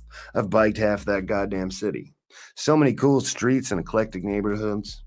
My favorite bar around Queen and Ossington was called Lipstick and Dynamite. A notable mention, Sweaty Betty's. Toronto is a melting pot, like many places. Great restaurants and the best street meat. But no matter where I am in Canada, my favorite shit is Tim Hortons. I can't get it all the time, so it's like a treat for me. I was doing a movie called Cage Fighter, and we filmed in Regina, Saskatchewan. Every day they came to me and asked what I wanted to eat. Sushi? There's a fancy steakhouse in town. Steamed chicken breasts on a bed of greens under a chocolate fountain. Every time my answer was the same. You know what I want. Tim Hortons, they'd say. Hell yeah, I confirm. I miss Toronto. I can't wait to go back. It's a hotbed for wrestling, and the fans are great. We did TV at the Air Canada Centre, which felt to me like a bored cube from Star Trek, cold and utilitarian. I love the Rico Coliseum, where we did house shows. Renee's brother Eric does sound for concerts and told me the Rico has shitty acoustics. Low roof and a big concrete floor, he said. Still, I like the Rico better, even though I almost crashed into a streetcar more than once trying to find the entrance to that place. Maybe I liked it better just because I liked house shows better. But the Rico had a personality. Actually, I had one of my favorite matches in WWE at the Rico. Toronto, Rico Coliseum, March 12th, 2016. At least one of my favorites that existed on television. In WWE during the time I was there, the majority of your week was untelevised. You wrestle matches on house shows around the country or international tours. After the brand split in 2016, your typical domestic schedule was reduced to 4 days a week, 3 house shows, 1 TV show. It occurs to me that by doing it that way, 75% of all the wrestling you did, 75% of your career, would basically have never happened. It's kind of weird to think about. House shows were just wrestling shows. At night, the matches. Often in smaller towns and older buildings with character. I think of that little building in White Plains, New York, the West Texas Loops, that little hockey rink in Barrie, Ontario. I loved those atmospheres. I wrestled Cena and AJ Styles in front of a hot, standing room only Palm Springs crowd in some kind of carpeted event room where I swear to God there was a bar mitzvah going on next door. Of course, we did the major venues, MSG, the O2 in London, the Forum in LA, but I always had a soft spot for house shows that had a vintage old school vibe. It's nice to feel like a rock star, but I always savored the feeling of just being a wrestler. When I first started on the road, they hadn't even started using the stage with the ramp and screens at the house shows, just a curtain. I kind of liked that better. Eventually, to enhance the live event experience, they would bring in a host who would kind of vamp with the audience before showtime. They would lead trivia games on the screen. I did not care for that. Play some fucking AC/DC and open the doors. You're overthinking this shit. Don't distract the children with all the lights and the screens. Just let them walk in the door and see the ring for the first time. That's the magic. I was coming off a hot pay-per-view main event in Cleveland with Roman and Brock Lesnar, a triple threat match where the winner got the title shot at Mania. That's one of my favorite matches too. Michael Hayes told me afterward, "You had him! They thought you had it won!" I did not, in fact, have it won, but I was still pumped. Afterward, we were in Brock's dressing room and Paul Heyman said, "That right there, that could have been the main event of WrestleMania." I genuinely appreciated the praise, though I doubted my paycheck would reflect that. That show was still a ways away and there was a gap to bridge. As it happened, I would get the title shot after all, at a network special called Roadblock, 3 weeks before WrestleMania, at the Rico. I remember standing ringside at TV talking with Hunter and Michael. Vince had booked the match with no plan. He had just told Hunter, "Figure out a way to get out of it. I look forward to watching it." Triple H was taking the belt to Mania against Roman. I was taking the L for sure, but I was going into a thing with Brock, so I couldn't just get pedigreed and left for dead in Toronto. Bit of a tricky booking situation. How does everyone come out looking good? That was the question we mulled over. "Well, isn't it obvious?" I asked. "We go 60. Broadway, baby." Hunter and Michael laughed that off immediately.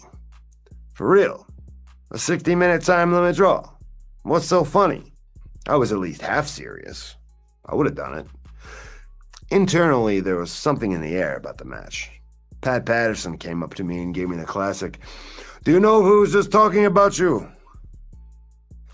"Who, Pat?" "Nobody, that's who," before laughing uproariously and saying, "Oh my God, I cannot wait to watch that match."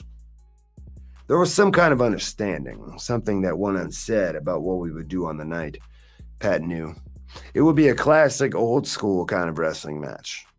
The Ric Flairs and Harley Races, the kings of the Broadway of calling it in the ring, had seemed to have passed that torch to Triple H. They called him a ring general. That's what you aspire to be when you walk into training on your first day. Those are the guys who study. They say this guy is good. I had worked with H before, of course, when we did the Shield versus Evolution and a couple of badass six-mans on pay-per-view that went all over the building, but those matches were a different animal. I was in the middle of the most ridiculous run of consecutive shows, wrestling long matches most every night. I was run down and pulverized. I was starting to go brain dead and giving less and less fucks every day, but I basically lived in the ring at this point. My confidence that I could bend any audience to my will was high. Little red wagons and shit aside, when I'm in my element and the bell rings, I know exactly who I am and what I'm capable of. I pondered Triple H, this ring general. Let's find out just how good this motherfucker really is. I thought back to HWA, my penultimate match with Cody Hawk. It was right before I left for Puerto Rico. Cody wasn't sure what the finish should be, so he told me he would decide in the ring after 60 minutes. We did the finish in overtime. 63 minutes had elapsed. We went to the ring without a winner planned and not one single iota of a spot called. It felt like my final test. If I completed this task satisfactorily, I would be a legitimate professional wrestler. That's all I ever wanted, really, just to cross the barrier from the crowd to the ring at the Red Barn. Now, in 2016, I'm this jet-setting cartoon character who doesn't know what time zone he's in, shaking hands and kissing babies, talking in corporate buzzwords on morning radio. This was a chance to get back to the original goal, to be a professional wrestler. Train hard and master your craft, I remembered. This wouldn't be about gaudy mania entrances, who had what belt or any of that shit. There would be ego involved, but this would be all about the craft. Friday night, the night before Roadblock, I would be in the main event of the house show in Montreal. Toronto is drivable, under 6 hours. I was riding with R-Truth and Swag, who were on early. I instructed them to go on and get to the next town instead of waiting all night for me. I would catch an early morning flight. At the end of the night, I peeled off my sweaty shirt and threw a hoodie on before catching a ride to the Fairfield Inn by the airport, and I noticed they have a bar. I've never seen a Fairfield Inn with a bar. Score. I sat down a few minutes before closing time and pounded a couple of drinks. I set my alarm, lay down, and got 2 hours of sleep. The next morning, I landed in Toronto and made my way to a Holiday Inn Ronnie and Swag staked out the night before. I dropped my bags in my room before meeting a Suburban downstairs that would take me to a department store for an autograph signing. For hours, I signed a simple DA on 8x10s, action figures, and foam belts, taking pictures and meeting the Toronto faithful. I returned to the room and tried to squeeze in a short power nap. I met Truth downstairs. He was sitting in the SUV, Bluetooth in, lost in creativity, working on a rap album. I sat in the passenger seat and went to YouTube on my phone.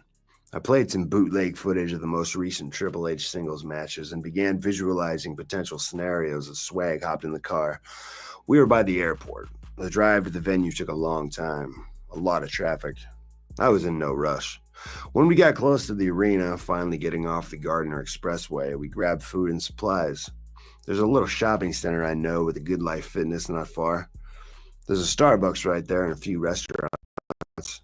We stocked up on all necessary provisions. Truth figured I'd be in a hurry to get to the building. I tell him it's cool. I still gotta hit the LCBO.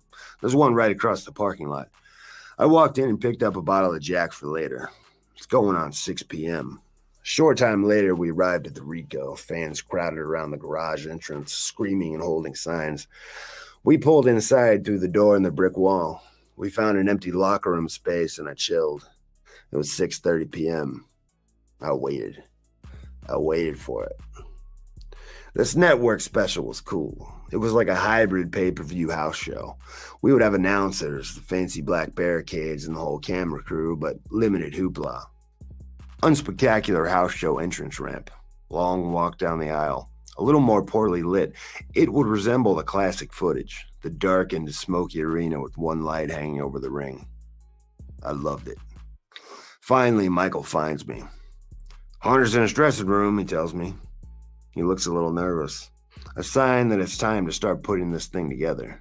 I wasn't going to make the first move. The lack of conversation between Benoit and Regal, Les and Cody's voices in my head, the religion I was brought up on that matches were to be called in the ring. It was still ingrained in me.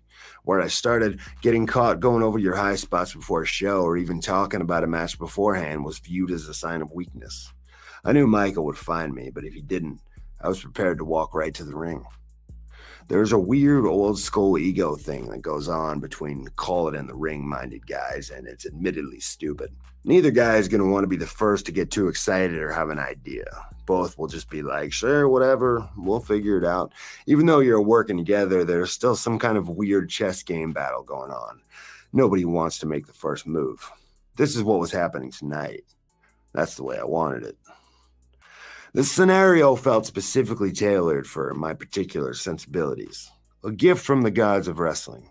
An actual Mania main event would be pre-planned and produced to the hilt, rehearsed move for move with all kinds of run-ins and bells and whistles.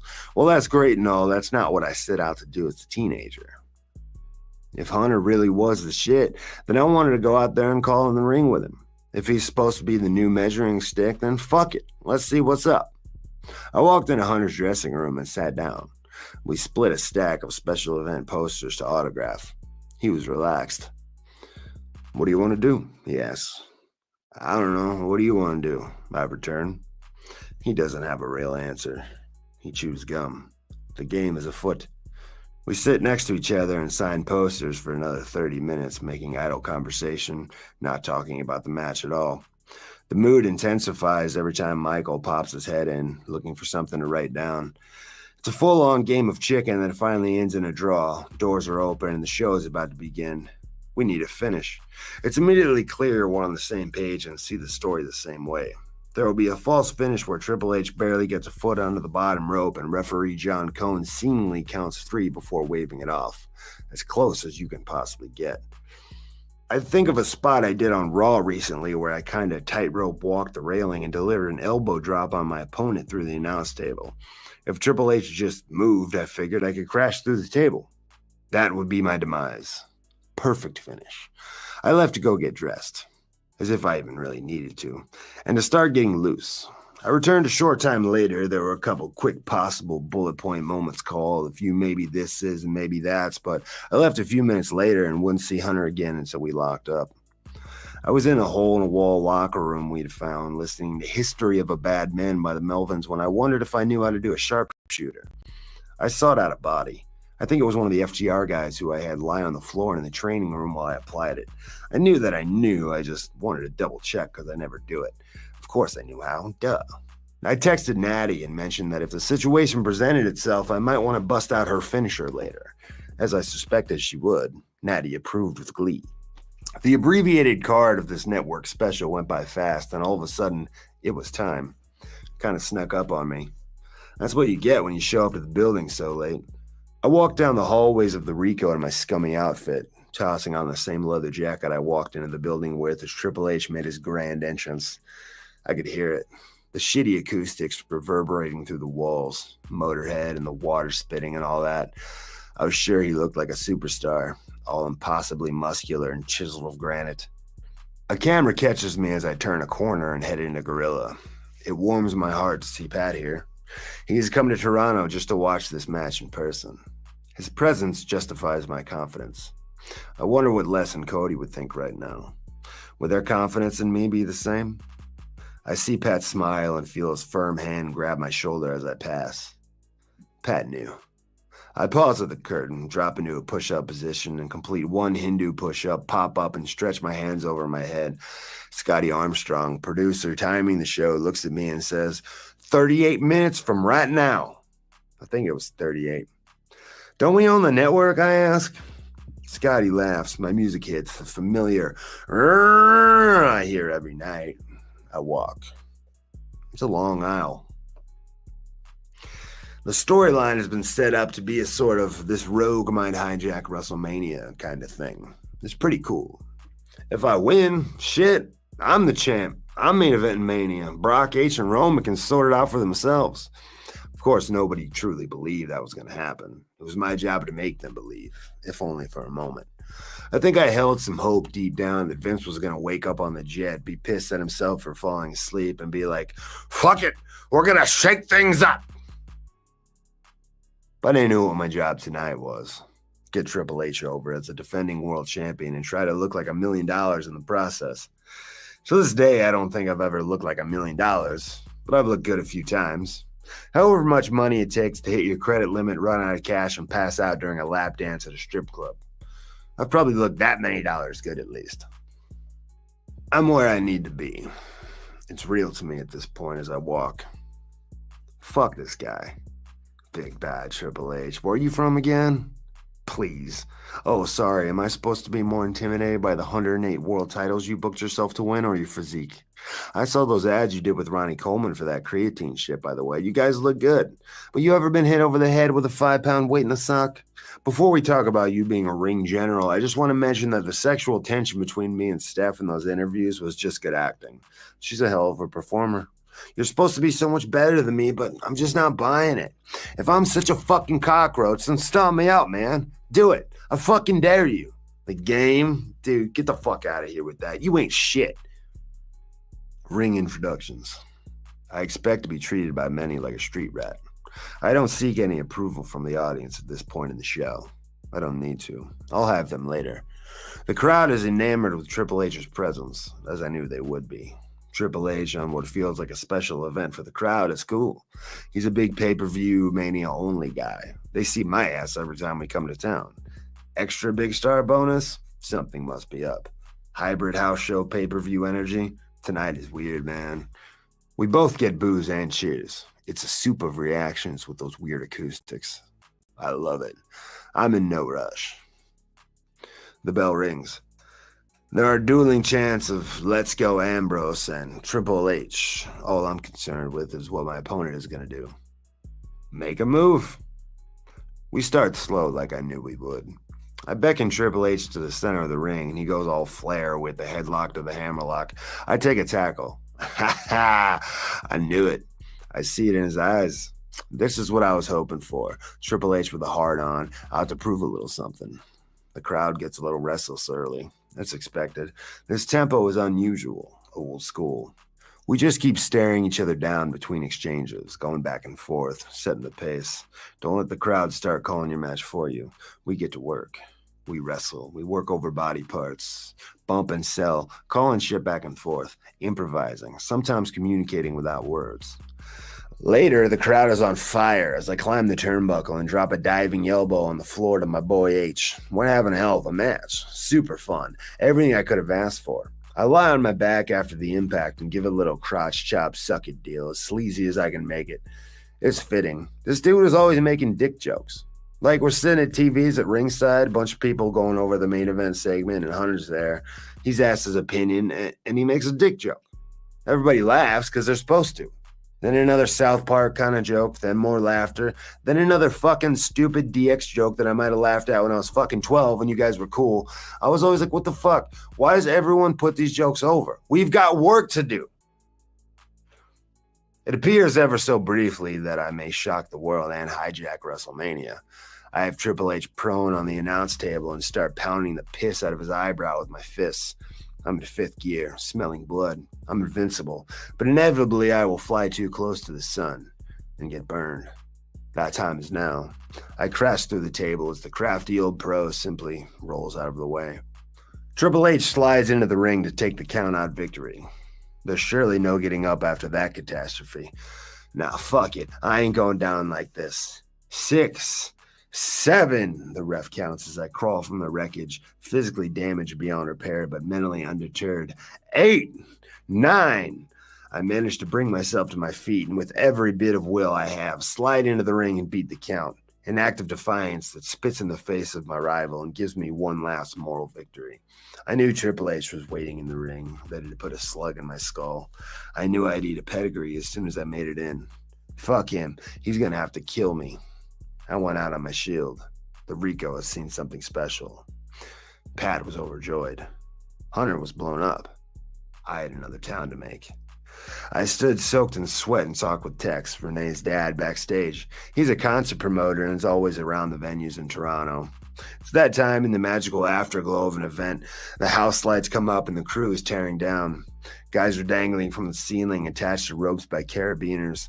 The sound of the wooden boards of the ring clacking as they're stacked, of road cases being moved around, the smell of spilled beer and stale popcorn.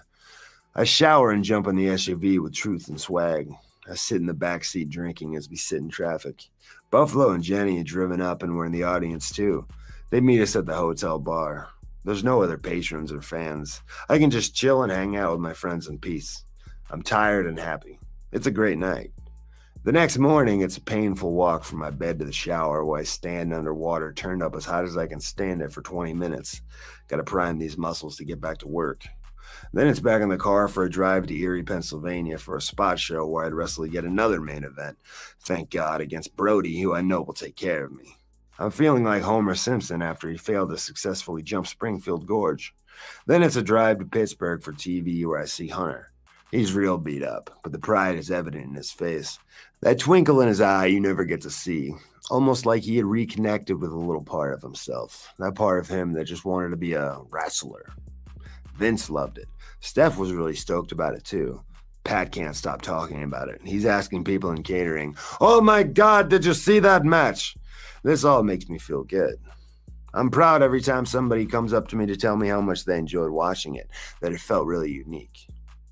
That match doesn't have any historical significance and will probably just be another one lost in the annals of time. I doubt you'll find that shit on Peacock or whatever, but I hope the people that were there have fond memories of it. Maybe it was the first show they brought their kids to, or it was just a fun night out with the gang, drinking giant cans of Molson Canadian and watching some wrestling. A night at the matches. Maybe some kid got a blowjob in the parking lot. I'd like to think so. I'd go on to wrestle Hunter a few more times in places like Belgium and the UK. We always had dope matches. Turns out that Triple H kid can work. He's just got to do something about those skinny calves. 2008 chunk. 2008 in some bar somewhere in Ohio. "Staple it to my cheek," this guy says. He's backstage holding a staple gun and wants me to staple a dollar bill to his face in the ring tonight. Sure, buddy. I was wrestling a guy named Drake Younger. He was affable, but I didn't know anything about him other than he seemed from our conversation to be something of a hardcore stylist. Yeah, if you want, I tell him, though I have no intention of using a staple gun. Truth be told, I didn't even really want to be there on a Tuesday night in some dive in front of 50 people. I don't even know why I still do shows like this. What's the point? Just trudging along aimlessly because it's the only thing I know how to do. Everyone in the car is wearing gothic face paint and falling on their heads, attempting moves they have no idea how to properly execute. They are all dressed like Jeff Hardy. I am depressed. Nonetheless, I go out for my match with this Drake. I enjoy wrestling at least, and I took off work for this. The few bucks I make tonight will barely cover my gas, but I'm here. Might as well grab my guitar and go bang out a tune. We're having a fun match. This Drake dude's easy to work with. He sells his ass off. It gets a little wild. We fight all over the place, calling shit on the fly. Drake does a cactus flip off the bar. The crowd is into it. I start coming to life, lost in the moment. I am happy. In the ring, I hit Drake in the head with a stop sign and the staple gun falls out of his shorts onto the dingy mat. There's a flyer stuck to Drake's sweaty back advertising 2-for-1 margarita night or something. I look at the staple gun. I look at the flyer. Why not? I grab my opponent around the chin and place the flyer to his cheek, raise the staple gun above my head like a scepter and hear a collective "what the fuck" from the audience. I place the proverbial barrel on his face, grit my teeth, and use all the might in my bicep to squeeze the trigger. There's a satisfying click-clack. I've heard plenty of oohs and ahs, plenty of pops, cheering or booing, plenty of whatever desired response I wanted to elicit from an audience. This was a particular reaction I had never garnered before, however. It was a different energy. It was disgust, shock, revulsion, cover your eyes and look away type shit. I couldn't really put my finger on it, but I liked it. It was a new feeling, a small hit of a new drug pumping through my veins for the first time. As I got in the truck to drive home in the snow that night, still feeling good, I didn't think much of it. Tonight was just a lark. I had no idea I was already addicted. In 2008, I was carrying a lot of baggage. 4 years ago, I had peeled out of the driveway and hit the road without looking back. But old demons had been clinging to the vehicle's undercarriage the whole time and were catching up with me, as well as new ones I'd met along the way that were chasing me down, visible in the rearview mirror. I just kept my blinders on and gunned the accelerator like always. Now my transmission was shot and I was on the side of the road in the middle of a barren desert with a full tank of gas that couldn't take me anywhere. Not that I knew which direction to go anyway. There was nothing in sight. I bought into everything. I did everything I was supposed to do. Train hard and master your craft? What a load of shit. I did it all. Waking up in the middle of the night to drink protein shakes, flexing in the 8x10s, bringing stacks of videotapes to the post office, sending them out to any promotion on earth whose address I could find in the library. Once I called Tommy Dreamer nonstop for 4 to 8 hours straight until he picked up and wouldn't leave him alone until he booked me in a dark match. About a dozen different people at WWE told me I was hired over the years, but none of them ever called me back. Terry Taylor told me he was taking over talent relations at TNA and I was going to be the first guy he got hired. That was 2 years ago. Still haven't heard from him. Puerto Rico dried up. They waited until I went home for Christmas to tell me they couldn't afford to bring me back, but they would still be sending the $3,000 they owed me. I didn't expect I'd ever see that money, and I never did. I couldn't get booked anywhere I wanted to work, and on top of that, HWA shut down over some money shit. HWA had been my home and the only source of stability I'd ever had in my life. It messed me up. I was angry, bitter, and confused. For a while, I didn't panic. With the lack of wrestling opportunities present, I had time to make some cash at a real job, and I ended up with a gig as a personal trainer. I enjoyed helping people get into shape and made a lot of great friends at the gym. I'd work all day from morning to evening, working out in between clients. Then I'd train till 11 p.m. at Sacred Martial Arts, where I discovered submission grappling. After that, I'd go back to the Flophouse apartment I shared with Ricker, who's now wrestling for NXT under the name LA Knight. Back then, he called himself Dick Rick. From here, Buffalo, who lived across the street, would come over with a six-pack, and we'd discuss what trouble to get into that night. Maybe we'd go to a dive up the street called the Back Door, or go to whatever bar where it was ladies' night. Sometimes I'd get talked into going to a nightclub called Metropolis, which I hated. It was always packed with girls, but it was a dance club, and I sure as hell don't dance. To this day, I'd rather get a root canal than go to one of those clubs on the strip. I like a comfortable stool on a jukebox. Often the party came to us. That apartment was a beacon for an endless procession of stupidity and destruction. I think people liked to come over because you could trash our place and we wouldn't notice. I didn't have a bed. I slept on a blanket on the floor, which was fine because I hardly ever slept. To say Buffalo is a diehard Buffalo's Bill fan would be quite the understatement. His apartment, with so much Bills memorabilia, looked like the stadium gift shop. Everything from the glasses and coasters to the shower curtain and the toilet paper sported the Bills logo. The funny thing to me was how he could love something so much that brought out such profuse and uncontrollable rage in him. It was a paradox. If he loved the Bills so much, why did he get so angry when he watched them play? Why did he call them such horrible names? It seemed exhausting to be brimming with so much hate for the duration of a whole game, but every Sunday during the season he managed to scream obscenities for 4 quarters straight without taking a breath. Vocal cords strained, veins popping out of his forehead, steam coming out of his ears. I feared his head would pop off. It was like a scene from Total Recall.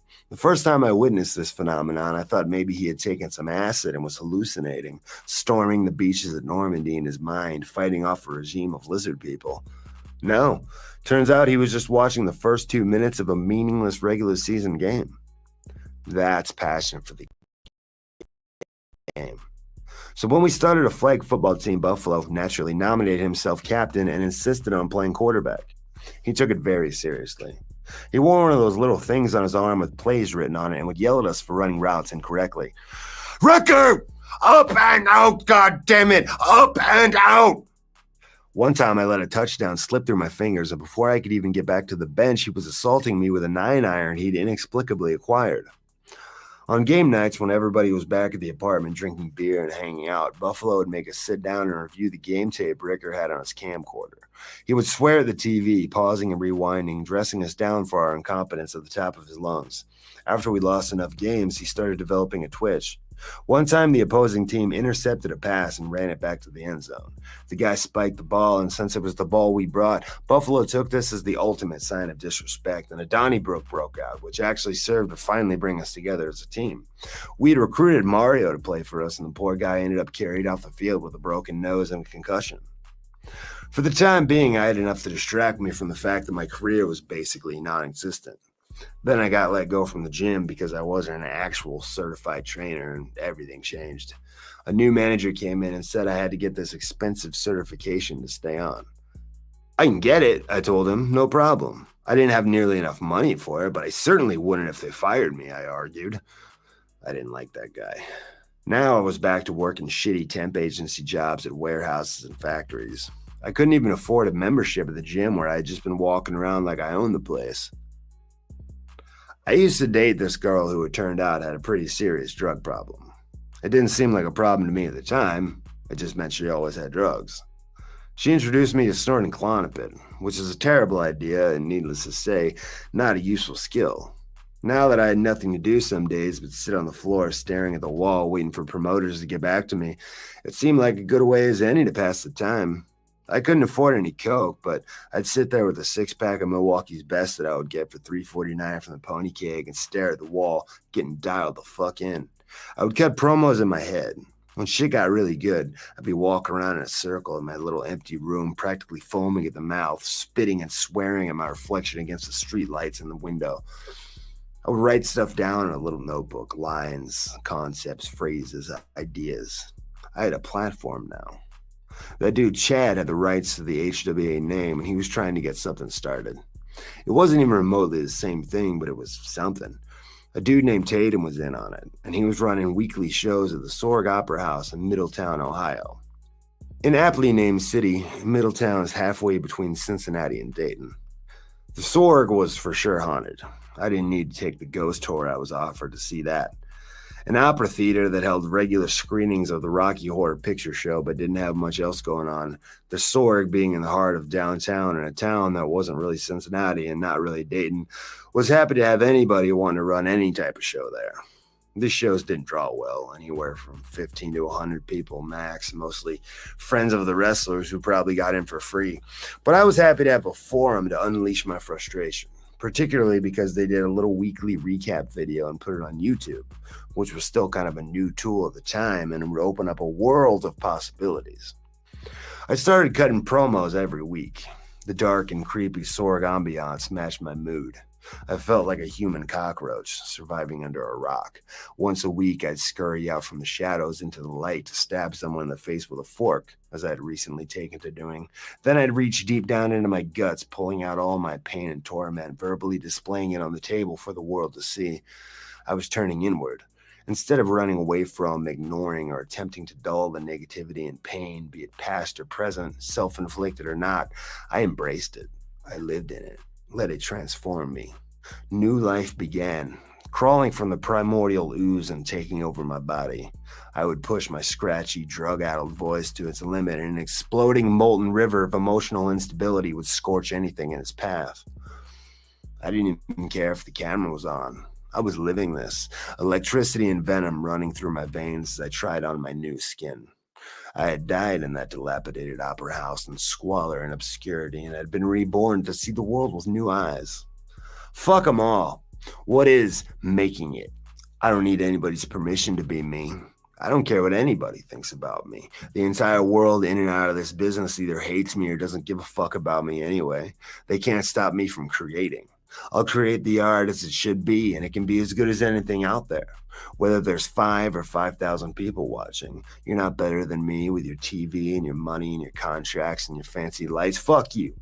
I like the idea of this YouTube. Nobody might ever see what I do today, but a decade or two from now, when I'm dead and gone, it might be like an obscure LP someone finds in a record store. It'll exist out there forever for someone to appreciate. I still had my orange spray-painted Mox jacket I'd made on the roof in Puerto Rico. I still wore trunks and boots, but I had started wearing this creepy rubber old man mask. He had a bald head, a mustache, and smoked a cigar. My mom had gotten it for me for Halloween when I was a kid. It was the only one the store had left. All the popular characters and bright, colorful masks were gone, but this thing was so strange it was surprisingly effective at being disturbing. Some fans would laugh and try to make fun of me at first, coming to the ring in a stupid rubber mask, that is, until the violence began. I would make the whole scene uncomfortable and leave people feeling weird. Not so funny when there's attempted murder going on in front of you. I devised a story where Jake Christ, a tremendous worker and one of my favorite opponents, beat me by kicking me in the head an egregious amount of times. I didn't actually know anything about post-concussion syndrome at the time. I was raised on the walk-it-off method of injury treatment my entire athletic life, but I think that's the concept I kind of stumbled onto. The need to avenge both the loss and the traumatic brain injury I was still feeling the effects of in storyline, visible in every promo I did, spurred me on in a vicious pilgrimage to cripple my adversary. I wasn't trying to do some lame shit like pin a baby face and take his belt. I spent months literally trying to murder him. I was playing with dark, gritty concepts and getting fully lost in the narrative. This story was as real to me as anything else in the world. Maybe more so. Cashing checks at the gas station and staring at dead-eyed co-workers in the break room was like living in a world of robotic monotony. Back in wrestling now, things were alive, luminescent and real. I could feel all of it. I took pleasure in my fingernails scraping at the bottom floor of society, coming up bloody and dirty. I took a long run one night with my portable CD player. 4 miles from the apartment, a general idea came to me under the moonlight. I heard a couple of sentences echoing in my brain, but it was more of a concept or a theme than it was some fabricated word-for-word speech. I saw it. I didn't know exactly how it would come out, but I knew I had the promo of a lifetime. I loaded that bullet in the chamber for now. I had just the place to unload it. I had another booking coming up with a group called Insanity Pro Wrestling, 90 miles west in Indianapolis. They ran a good show, and I'd worked for them here and there over the years. But a few months back, when I was really down and still working at the gym, I got a call from a guy named Dan. He had an idea for the top program at IPW, me and a guy named Drake Younger. I remember Drake. I was just happy to hear from anyone at that point, and I agreed to come in. I may have wrestled here at the Salvation Army Community Center at Fountain Square in Indianapolis before, but after my recent evolution, or maybe devolution, to my baser instincts, I was, for all intents and purposes, a brand new creature. I walked in as something like an adolescent carnivore. Dangerous, aggressive, but without its legs fully underneath it yet. New to the world, gaining confidence and testing the boundaries of its environment. That would soon change. We quickly moved to set up a main event with me and Drake for the IPW Championship. Here, we executed the first key moment in the story. Drake, our protagonist and hometown hero, pinned me clean in a fairly fought and contested straight-up wrestling match. That set the table. As the crowd cheered and the referee handed him the belt, I heard people in the audience. "Loser," they taunted me. "Go home, weirdo." They loved Drake. Nobody loved me. Why not? I tried really hard. I didn't break any rules. I did it your way. What's your problem with me? He's supposed to be better than me because he pinned my shoulders to the mat for 3 fucking seconds? And who are you people? What makes you so special? I don't need your love. You're no better than me, and neither is this motherfucker. I lambast Drake and pull a fork from my boot. I proceed to maim him, mercilessly and repeatedly tearing at the flesh on his face with my weapon. There's blood. A lot of blood. Officials finally break up the attack. Drake is in bad shape. It's an unpleasant scene. I move through the curtain to backstage with the camera in pursuit. I'm covered in my adversary's blood. It's on my face and my hair, streaked down my chest, dried and sticky. I smell of iron. A backstage interviewer approaches, attempting to ask me questions. I'm in my own world, waving my fork at the camera and too close to her face for comfort, wielding it like a conductor's baton as I assess tonight's situation in staccato prose. She attempts to leave, and I fear I've offended her. I'm just trying to answer her questions. I ask her, "Did I lose?" I explain that I don't feel like I lost. It was a good night, an exciting night, an adrenaline-fueled high-stakes title match. I felt alive, I tell the camera. I don't even mind that I got cut in the head. I don't mind that I cut Drake Younger's head because I just like to feel really, really alive. I like to drive really fast. I like it when I feel blood pouring out of my head and I hear it hit the canvas with the little sound the blood makes when it hits the canvas. I like to feel my fingernails and this thing here digging into the forehead of somebody else. I like to feel when it hurts a little bit because I just like to feel alive. I like to go to bars and bang really ugly girls. I just like to, I'm a sick guy. I'm really a dirty guy, but I love it because I love feeling alive. In December, Drake Younger, if you've got any balls, we're going to dance again for the world title, and you're going to feel more alive than you've ever felt in your life. But as much time passes bell to bell, you are going to wish you were dead for every single second of it. I chased the cameraman away. Somewhere in this moment, in this rambling, incoherent excuse for a promo, some final piece of a puzzle clicked into place. In that place when you lose yourself and find yourself. This creature had reached full maturity. I was now a fully formed entity. The girl in this promo is actually my friend, the illustrious Jill Fields, one of my favorite people. She did an exceptional job of looking terrified, mostly because she had never met me nor done anything like this before, and she was actually terrified. The program with Drake was a success, and our matches became more outrageous and violent each month. I was finding a real groove, developing a style that suited both my character and personality. A polished product off the HWA line, now repurposed with a rubber mask and thumbtacks sticking out of its back, wielding sharp weapons. At an after party after one IPW show, we sat around drinking and watching the previous month's show on DVD. So much smoke hanging in the air, even the neighbors were probably high. I was feeling good, and not just because I had a good ecstasy hookup in Indianapolis. I wasn't creating work that I hoped somebody would appreciate someday while I was lying in a gutter.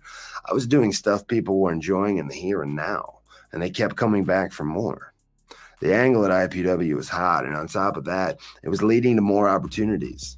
Through the magic of YouTube, I was gaining a small amount of something I never had before: buzz.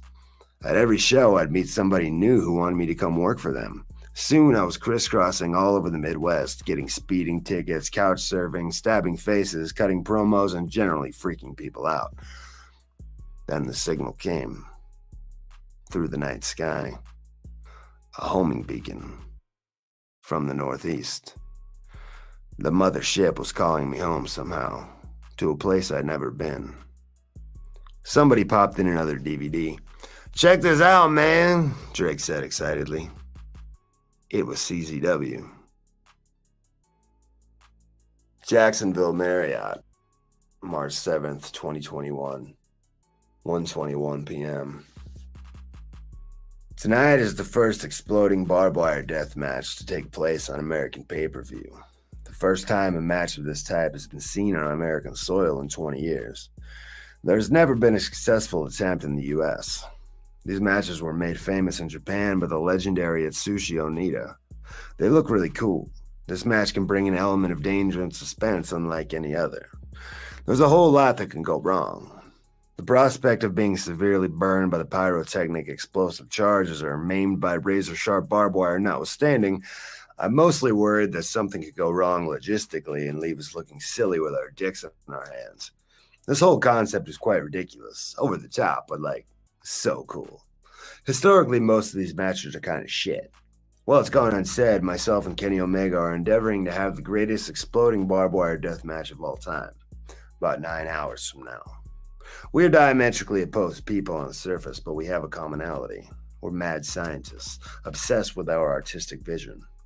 Kenny, like me, will feel compelled in the moment to risk his body for the sake of the piece of work we are painting, to create something truly memorable, to imprint indelible pictures, feelings, and emotions in the fans' minds.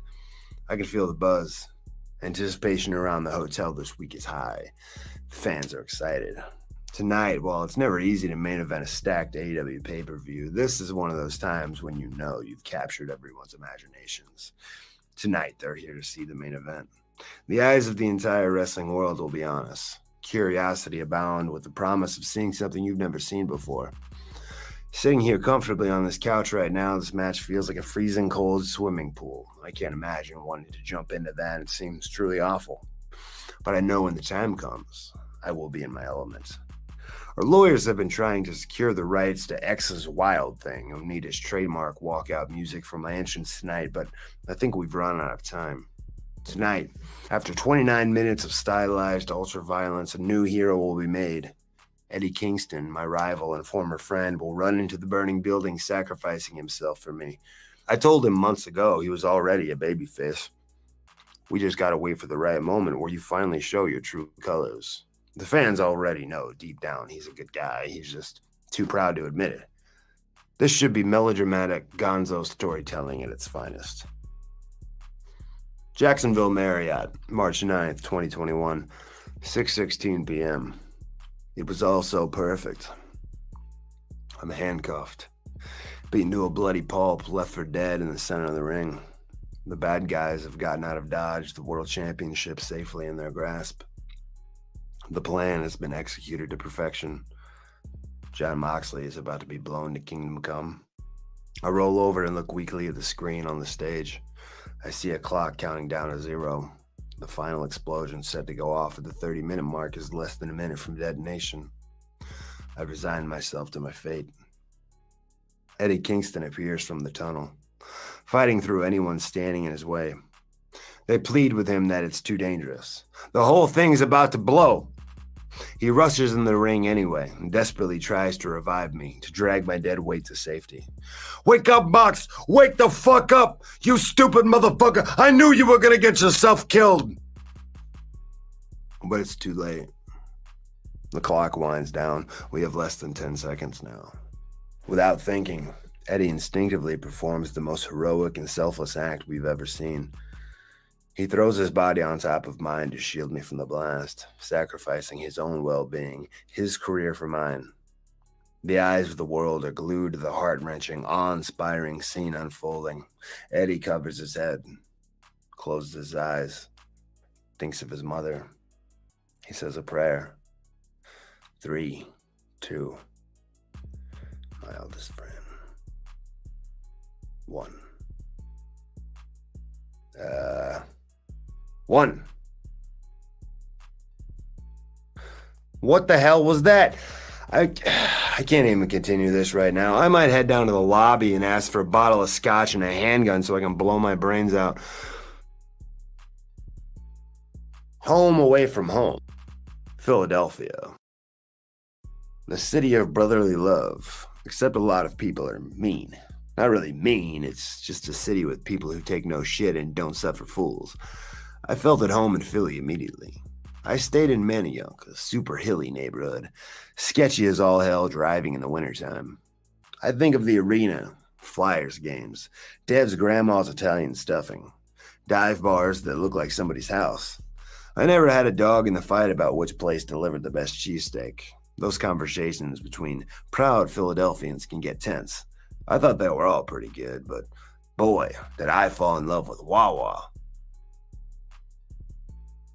Joe Claudio told me. Somebody just threw a jar of mayonnaise at me. And I was like, what the hell, man? Las Vegas, March 13th, 2021, 2:22 p.m.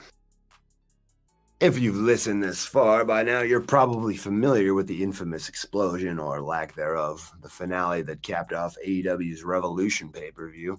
If you're not, I'll catch you up real quick, though I can't imagine there's anybody on the planet that didn't hear about it. I'm sure President Biden was briefed by his advisors first thing in the morning. No doubt there are villagers in rural East Africa sitting around the campfire laughing at the tale. Astronauts on the International Space Station probably shared some freeze-dried ice cream as they lamented the news from Earth. The son of a bitch bomb didn't go off. Well then, shit. The clock struck 0. I closed my eyes, took a deep breath, and held it so as not to inhale any of the smoke and debris that was surely about to fill the ring. I couldn't cover my ears because I was handcuffed. I just hope I didn't bust an eardrum or go deaf, which might sound silly in retrospect, but I was expecting some 90s action movie explosion type shit. Instead, I heard a long hiss that sounded like a lawn sprinkler and a few sparklers. I think I saw some smoke in my peripheral vision. I lay under Eddie for about 15 seconds before asking, was that it? I don't know, Eddie answered, still motionless on top of me. Huh, I said.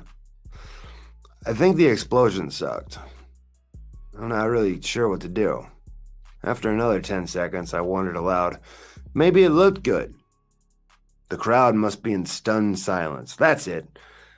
But as if on cue, I heard the audience boo and begin chanting, that was stupid. Oh, no, yeah, it definitely sucked, I told Eddie as I wondered what our response should be. Talk about getting caught with your pants down. We were lying there motionless. I was physically and emotionally spent. I felt like a kid in American Pie who blows his load early. I want to explain to the audience how this has never happened to me before. It's just because you're so hot, I couldn't control myself. Except it's the lack of loads being blown that has upset the audience in this instance. What to do? I'm reminded of the episode of Friends where Ross tried to put the moves on his cousin. Time stood still. Say something clever.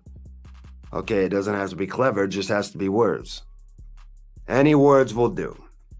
Oh my God, this is the longest that anyone has not talked ever. The doctor was out now, and I begged him to mercifully get Eddie out of here. Eddie is between a rock and a hard place. Should he keep selling it like he took a big concussive blast? They're telling Doc on the headset that we should just keep lying there, but I've had enough. I yelled at Doc to get some people out here and get Eddie the fuck out of here at least. The ring is now filled up with people all feigning concern. They're supposed to be tending to the victims of this creative tragedy, but they all just look confused. The audience is confused as well, and rightfully so. The drama had built to a perfect crescendo. Eddie's big hero moment. The final 10 seconds before the dud explosion were incredible suspense, and then it all disappeared in an instant. Now it's just awkward. Fuck! We are right there! The slinky had got all the way down the stairs and came to a halt on the bottom step. I'm so embarrassed. This audience isn't stupid. They must know what we're going for. That shit was supposed to look like Krakatoa. But instead, it looked like a volcano I'm in 4th grade science class. We'd have been better off shaking up a 6-pack of root beer, dropping some Mentos into a 2-liter of Pepsi. How are we going to explain this? I sit there deflated, feeling the eyes staring at me. I'm at a loss. TK says cut a promo, referee Aubrey Edwards told me. You got to try and save this shit. A microphone appears on the mat before my feet. My old friend, the live mic. Its presence brings me comfort. Confidence wells up inside me to some degree. I reason that it's not so bad, it is what it is, like being caught jerking off. There's really no way to explain it away. Imagine you're caught with your pants around your ankles. You recoil into a standing fetal position. Dude, get out of here! You desperately try to stammer out an excuse, but there is none. We see the box of Kleenex and the bottle of Jergens, dude. It's sitting right there. Hey, we all do it. Nothing to be ashamed of. Obviously, I didn't plan for you to have to see this, but it happened. Let's just never speak of this again and move on. Even though I look like a 13-year-old over here clutching the November issue of Dirty Sluts magazine with shame and terror at my eyes. Everyone in the world told us that we couldn't trust fireworks, and a match like that was only going to be as good as the special effects turned out. I learned one valuable lesson from this experience. Exploding barbed wire death matches rule. You may ask yourself, why would I want to be involved in such a transgressive concept in the first place? I guess you could say it all started in one of my homes away from home. CZW Chunk. New Jersey, June 6, 2009, 7:30 a.m. I woke up on the floor in a room I'd never been in before. I had no idea where I was. The room was basically empty, a shelf full of books and little else. Light shone through the blinds as I opened my eyes. I was laying on my side in a sort of vegetative caveman trapped in a block of ice coming back to life state. I had all my clothes on as far as I could tell, including my shoes. No need to panic. I tried to make out the titles of the books on the shelf before bothering with trying to move. A bunch of graphic novels. Maybe I'll get up and take a look. I roll over and I'm slightly startled to see a very pretty girl staring at me, propped up on an elbow, smiling with excitement, her eyes about 12 inches from mine. Hey, she says. I pause briefly to think. I've never seen this woman before in my life. I don't move a muscle. I make a decision on how to respond. What's up? I reply with vocal cords that sound like an old exhaust pipe. So you were pretty out of control last night, she says. She's fully clothed. I didn't sleep with her. I feel pretty good, and the sun is shining outside. What happened last night? I remember yesterday, we walked to the Tower, a local bar, in the afternoon. Other than that, I got nothing. She has brought me a coffee. All right. I sit up and drink it. She's very nice. She asks me, how are you feeling? Not bad, I reply. She attempts to have sex with me. She succeeds. She begins to fill me in on the events of the last 12 hours. We're still at Dahmer's house where we started. That's good. I learn a fight broke out and David, who wrestled under a mask as OMG, got taken away in an ambulance because he punched a window and sliced up his arm. That doesn't sound good. Hopefully he's out of the hospital by now because he's got a thumbtack kick pads match today. Today is the tournament of death. I'd been staying at Dahmer's place, a house in Jersey just over the bridge from Philly, as I would sometimes with Sammy Callahan and Chrissy Rivera. I'd come out so Sammy and I could spend the week going to all the many different wrestling schools in the area to train. COD was tomorrow, and everyone coming into town had congregated for something like a 4th of July cookout for psychotics.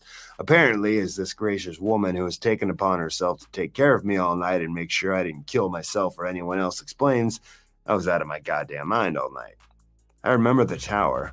The Phillies game was on. They were giving me Yinglings, but it was early and we were just kind of killing time waiting for the Midwest car to get there. Plus, I could drink like 1,000 beers and it would mostly just serve to make me better at pool. Somebody must have slipped me something.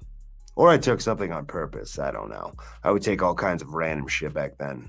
I had reached a point where I didn't care about the future or anyone else's definition of success. I was living for the here and now, performing an electric, bright plasma red Technicolor.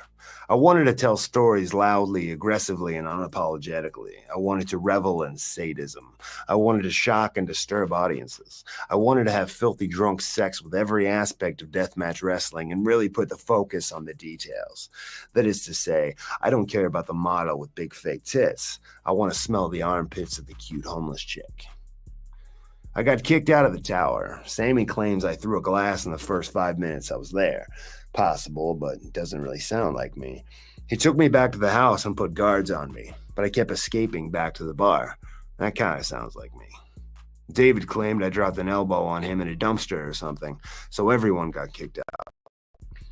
Definitely me. In any case, we were back at the house and all parties agree I was on autopilot.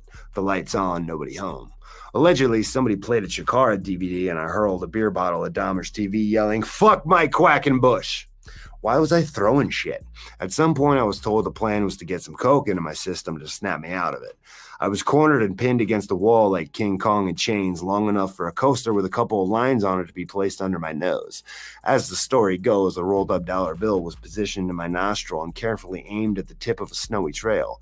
All they had to do was get me to snort it upward. But allegedly, I burst into laughter and exhaled so much air through my nose and mouth that it blew all the blow. Well, that's fun to say. All over the place. Grant, a.k.a. Danny Havoc, was still mad at me the next day for wasting good cocaine. I pleaded with him that I didn't remember and it was an accident. I don't think he ever forgave me.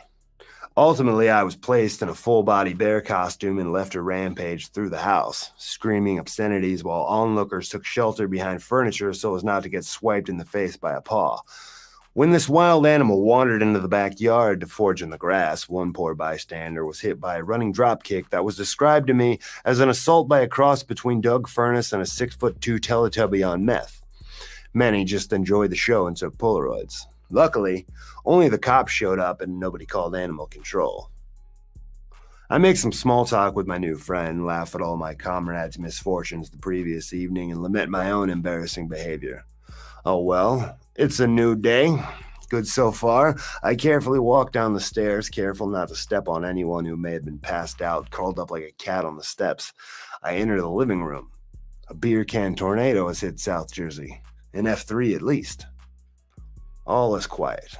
I'm hungry. I rifle through the cupboards and find a slightly out-of-date box of Wheaties. Score. The breakfast of champions. I walk out onto the back porch and observe the smoldering wreckage in the yard as I munch handfuls of cereal. What surprises are in store for today, I wonder, on this, the day of the tournament of death? This is my first. I'm mostly just concerned with putting on a show, a performance supercharged with aggression and adrenaline, savoring the taste of pain and blood, my own or not, swirling it around on my palate like a fine Pinot Noir. Could there be a better way to spend a beautiful day? What are you going to do? Golf? Are you even breathing? I'm pumped.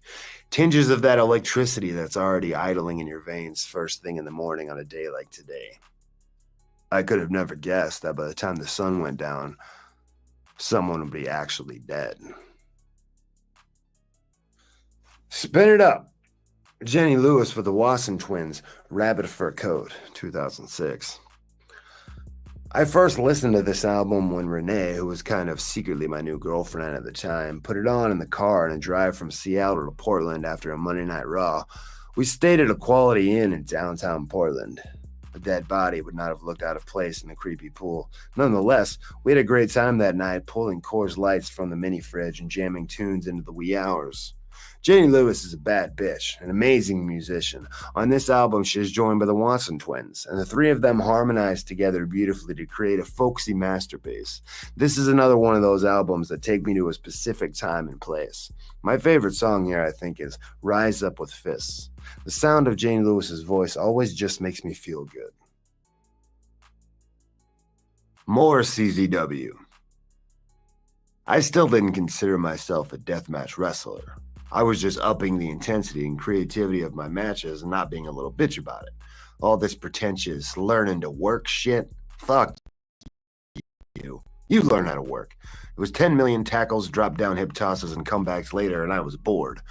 Still, as I stood in the balcony at the arena in Philadelphia, watching four guys waddle around a ring littered with debris, somewhere deep in the back of my mind, maybe Les's voice echoed. Those guys down in Louisville hitting each other over the head with light bulbs and frying pans and every other thing. Because all I could think as I watched four giant toddlers roll around on their butts, occasionally tapping each other over the head with weapons, was, these guys don't know how to work. And that's exactly what Les would have said. These types of pursuits, I was taught, were for wrestlers with no ability, for idiots. The art of professional wrestling, the whole point, was to not get hurt. Nonetheless, as I continued to observe, I couldn't help but notice the bloodthirsty crowd in a frenzy. Wasn't that the whole point? To get the crowd? The more CZW I saw, the more I began to question the dogma I was brought up on, the incontrovertible truth that this was garbage wrestling.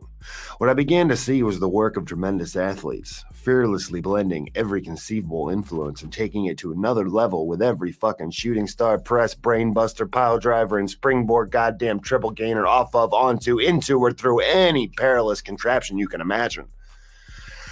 At this time, CZW was stacked with talent.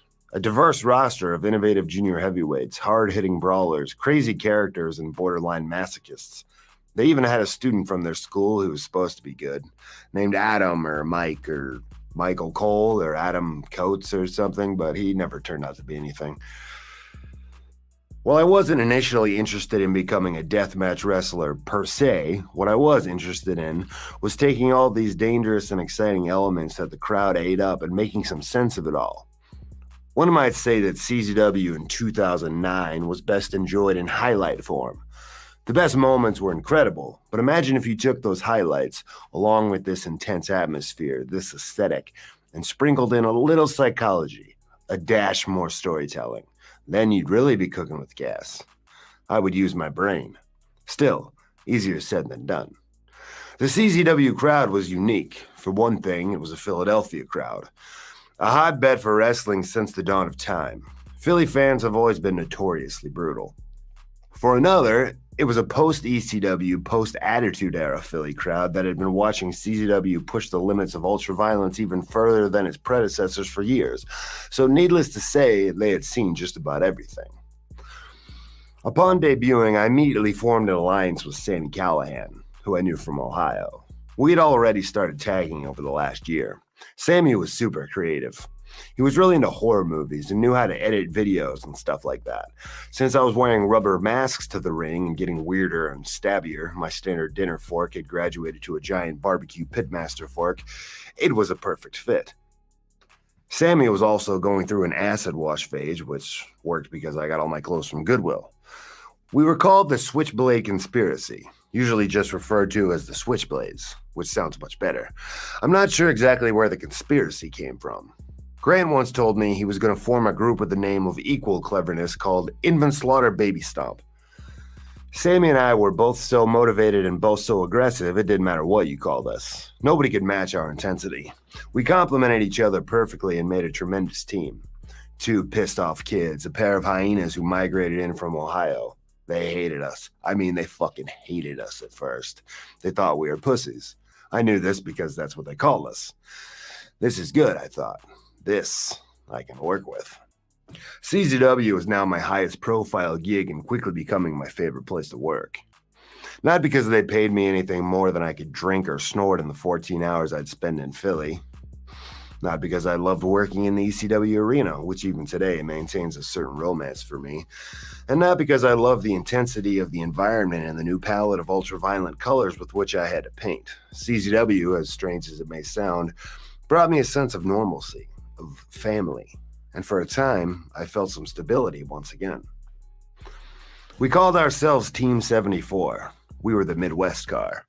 There would be many iterations, but generally Rob, Ego Anthony, wrestling under a mask as Egotistico Fantastico, would pick up the van in Chicago and drive east to Indianapolis, picking up the Naptown Dragons, which consisted of Drake, Scotty Vortex, and OMG, before driving east.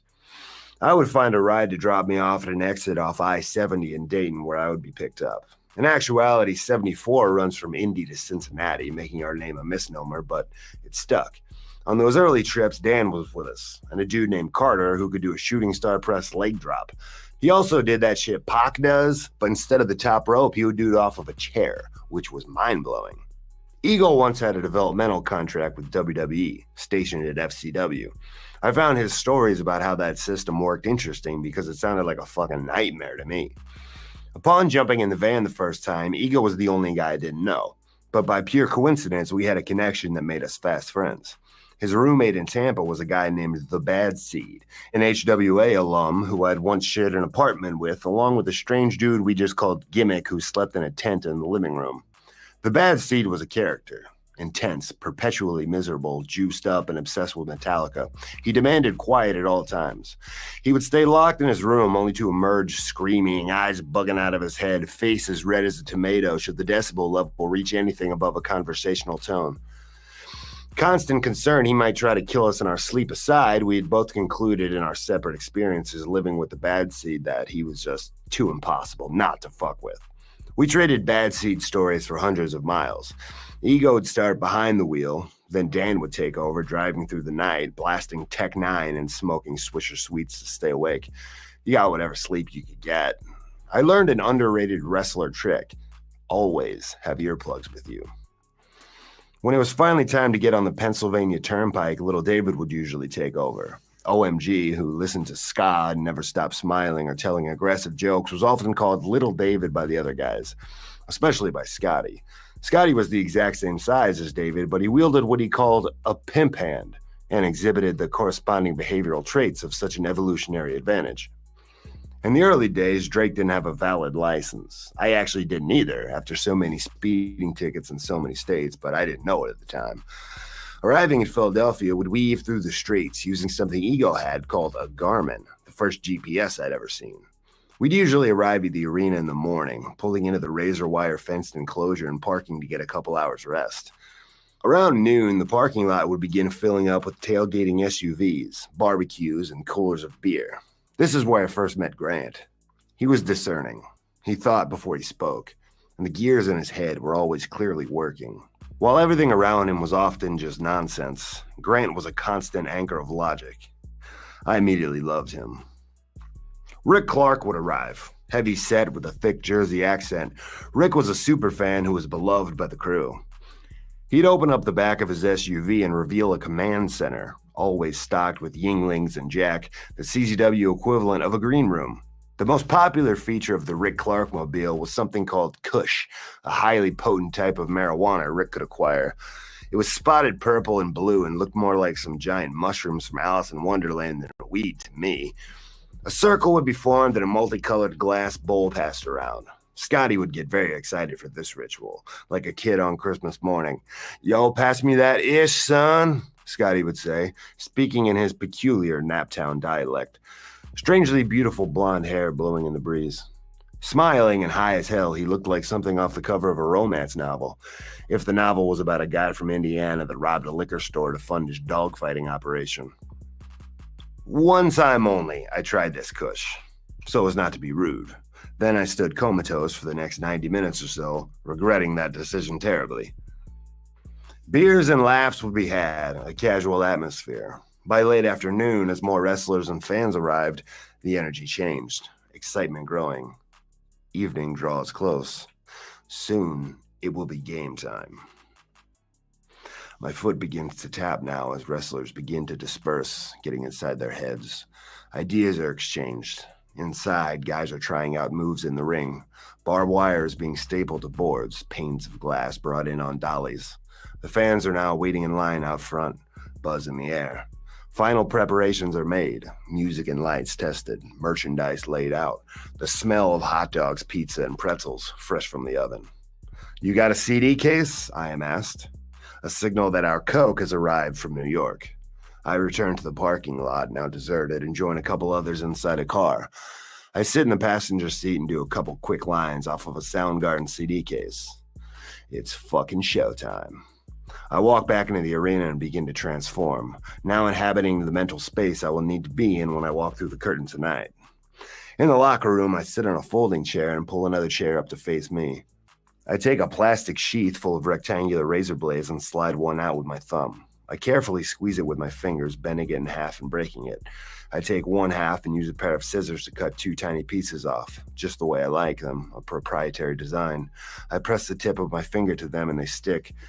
I gently place them onto a piece of white tape with the sharpest edges exposed. I cut the tape in two places and wrap them up securely, like a couple of swaddled infants.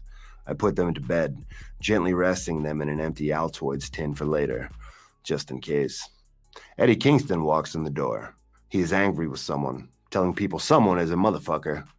Frank Talent, a sweet old man and crusty representative of the athletic commission, comes into the locker room to gather us all around for his regular speech, stressing the safety rules and regulations. He tells us to have a good show. Everyone applauds.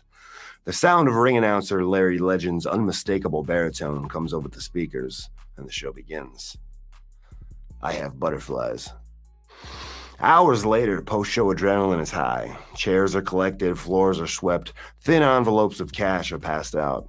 Outside, the Rick Clark mobile is back. Rick is still hyped, giving high fives as wrestlers and friends talk about whatever craziness went down that night. The Midwest car is loaded and pulls into a gas station around the corner to fill up. With a surplus of cash now, we load up on things like cigarettes, snacks, and energy drinks. Scotty buys a couple of great White Owls. We park at a diner, still just up the street from the arena. On the other side of the street is Nichols Tavern, a local, very Philly, very dive bar. Some people enjoy a quiet meal at the diner, while I, along with whoever chooses to follow me across the street, go to Nichols, which by now is already packed with degenerates basking in the afterglow of all of tonight's insanity and bloodletting. At closing time, Team 74 reconvenes and hits the road with whoever is sober behind the wheel, possibly Dan, who is irritable by now. His negative energy is not well received and he is fucked with mercilessly. Drake and I insist we stop at Tony Luke's really quick on the way out to pick up cheesesteaks. An argument ensues. We stop at Tony Luke's. I stand outside the pickup window ordering. Giggly, beer drunk, and sleep deprived. Adrenaline slowly fading. I pass out in the back seat before we're out of Philly. When I wake up, we're somewhere around Pittsburgh, pulling into a rest stop on the PA Turnpike. I am refreshed. Getting up, I notice my shirt sticking to the seat like it was super glued. Dried, sticky blood. I get rid of that shirt and put on a hoodie, walking into the cool morning air. The rest of the team is passed out or trudging zombie-like into the rest area to take a piss. I'm in a good mood. I go in and grab a coffee, ready to take over behind the wheel. I adjust my seat to a perfect chill cruising position, pull out onto the turnpike and bring us through Pennsylvania, West Virginia, and into Ohio. Alone with my thoughts, winding through the hills, watching trees and fields roll by, classic rock on the radio. Later, when the sun is up, the rest of the van stirs awake. Conversations are had reflecting on the events of this month's CZW excursion. Scotty calls little David a bitch.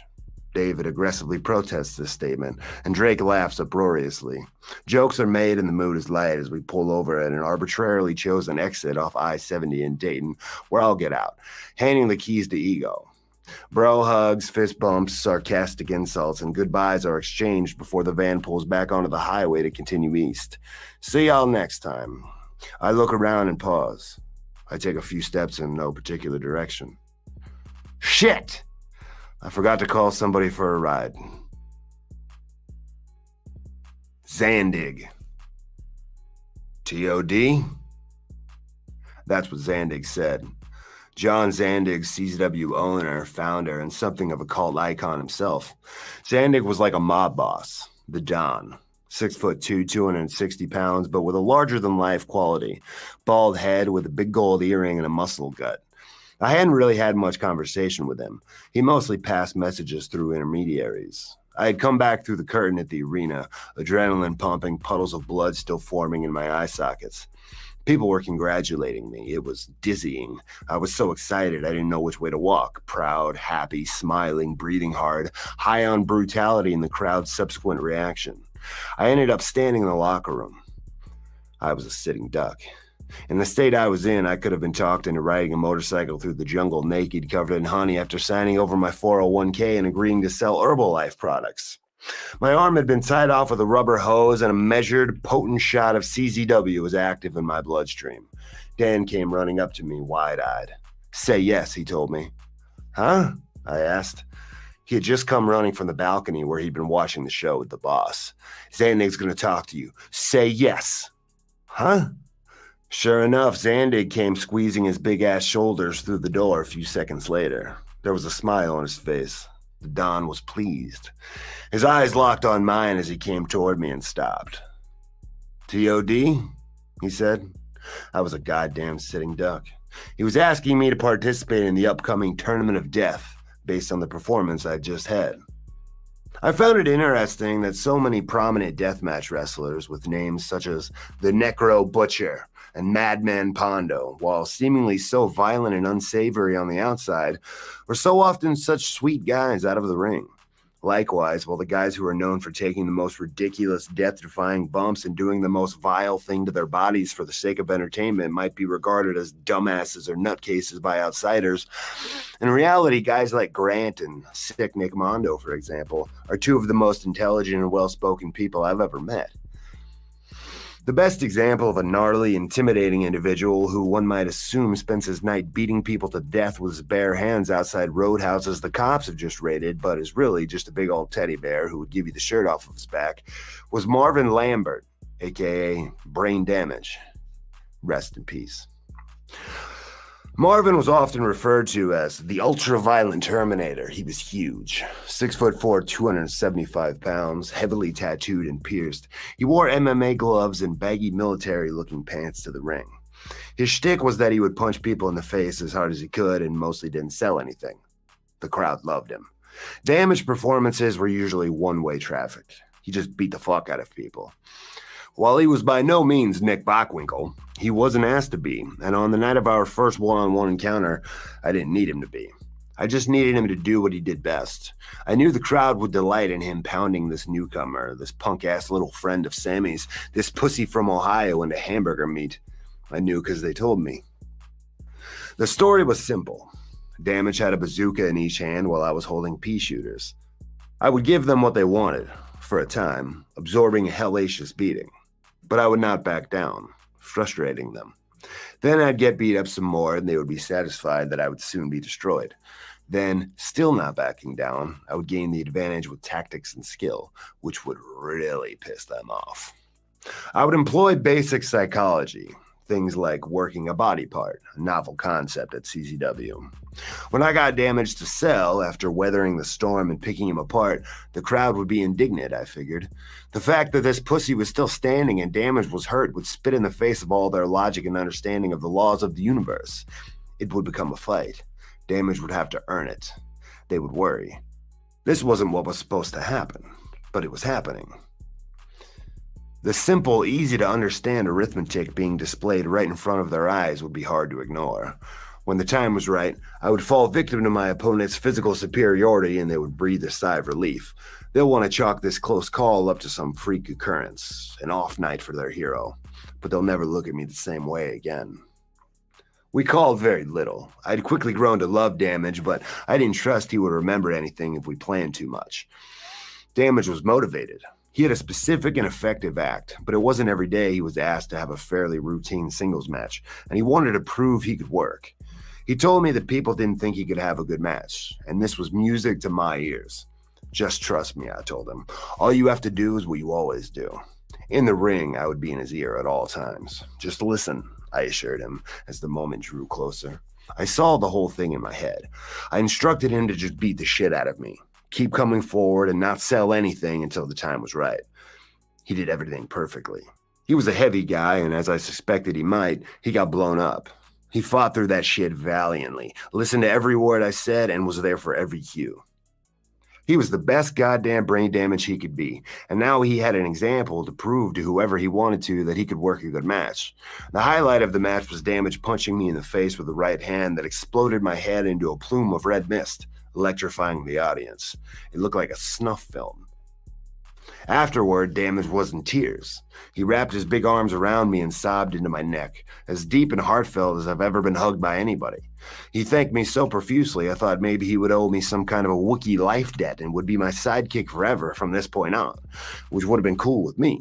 Damage's manager, a nice dude named Billy Graham, who looked like Alice Cooper's evil twin, also sincerely expressed his thanks for my help with what Marvin accomplished tonight.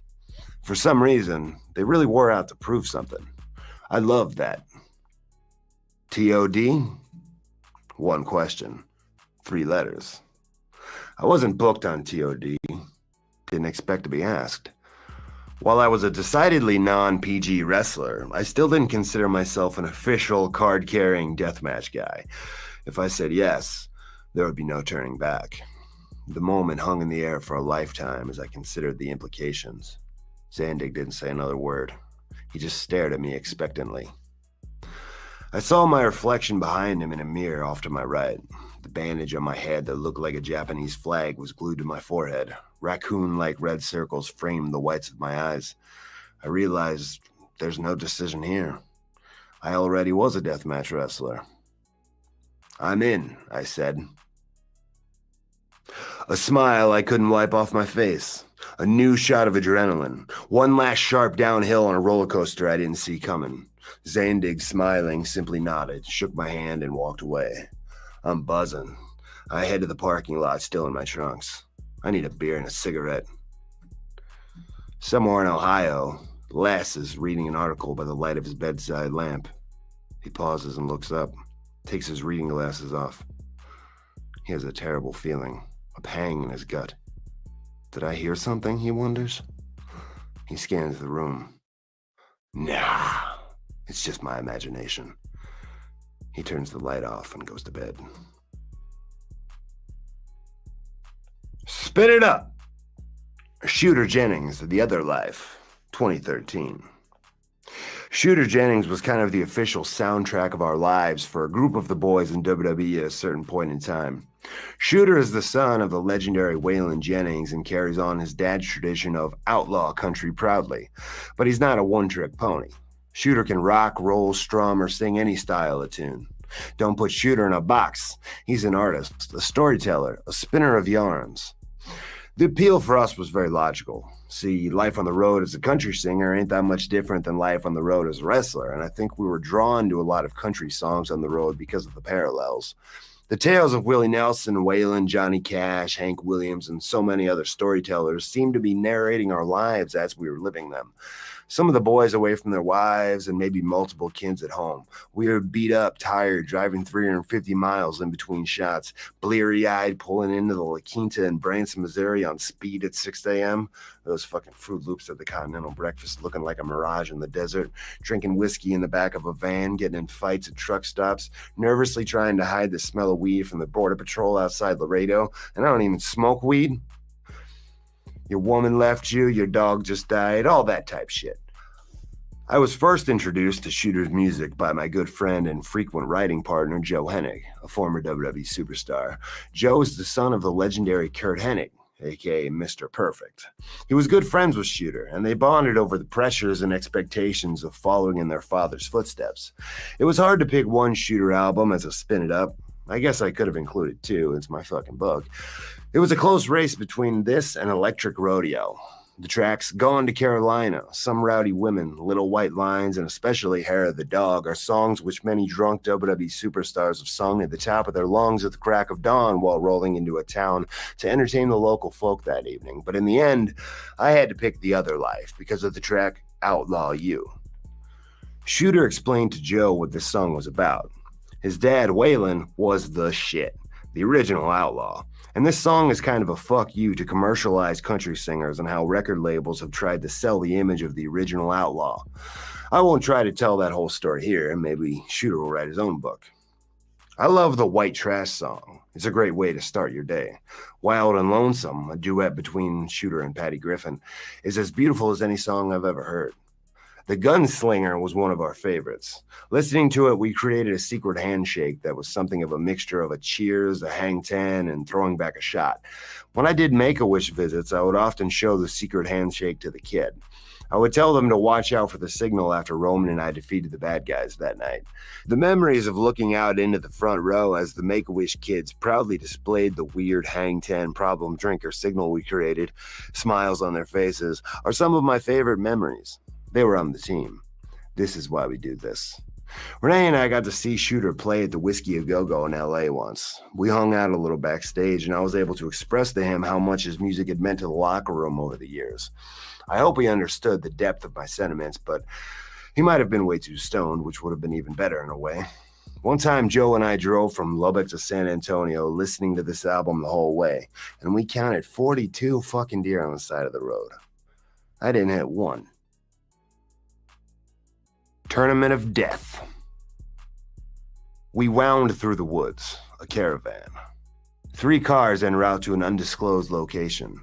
Chrissy Rivera was driving. Sammy was in the passenger seat. I sat in the back looking out the window as we passed mossy trees and dense forest. It became darker the deeper we got.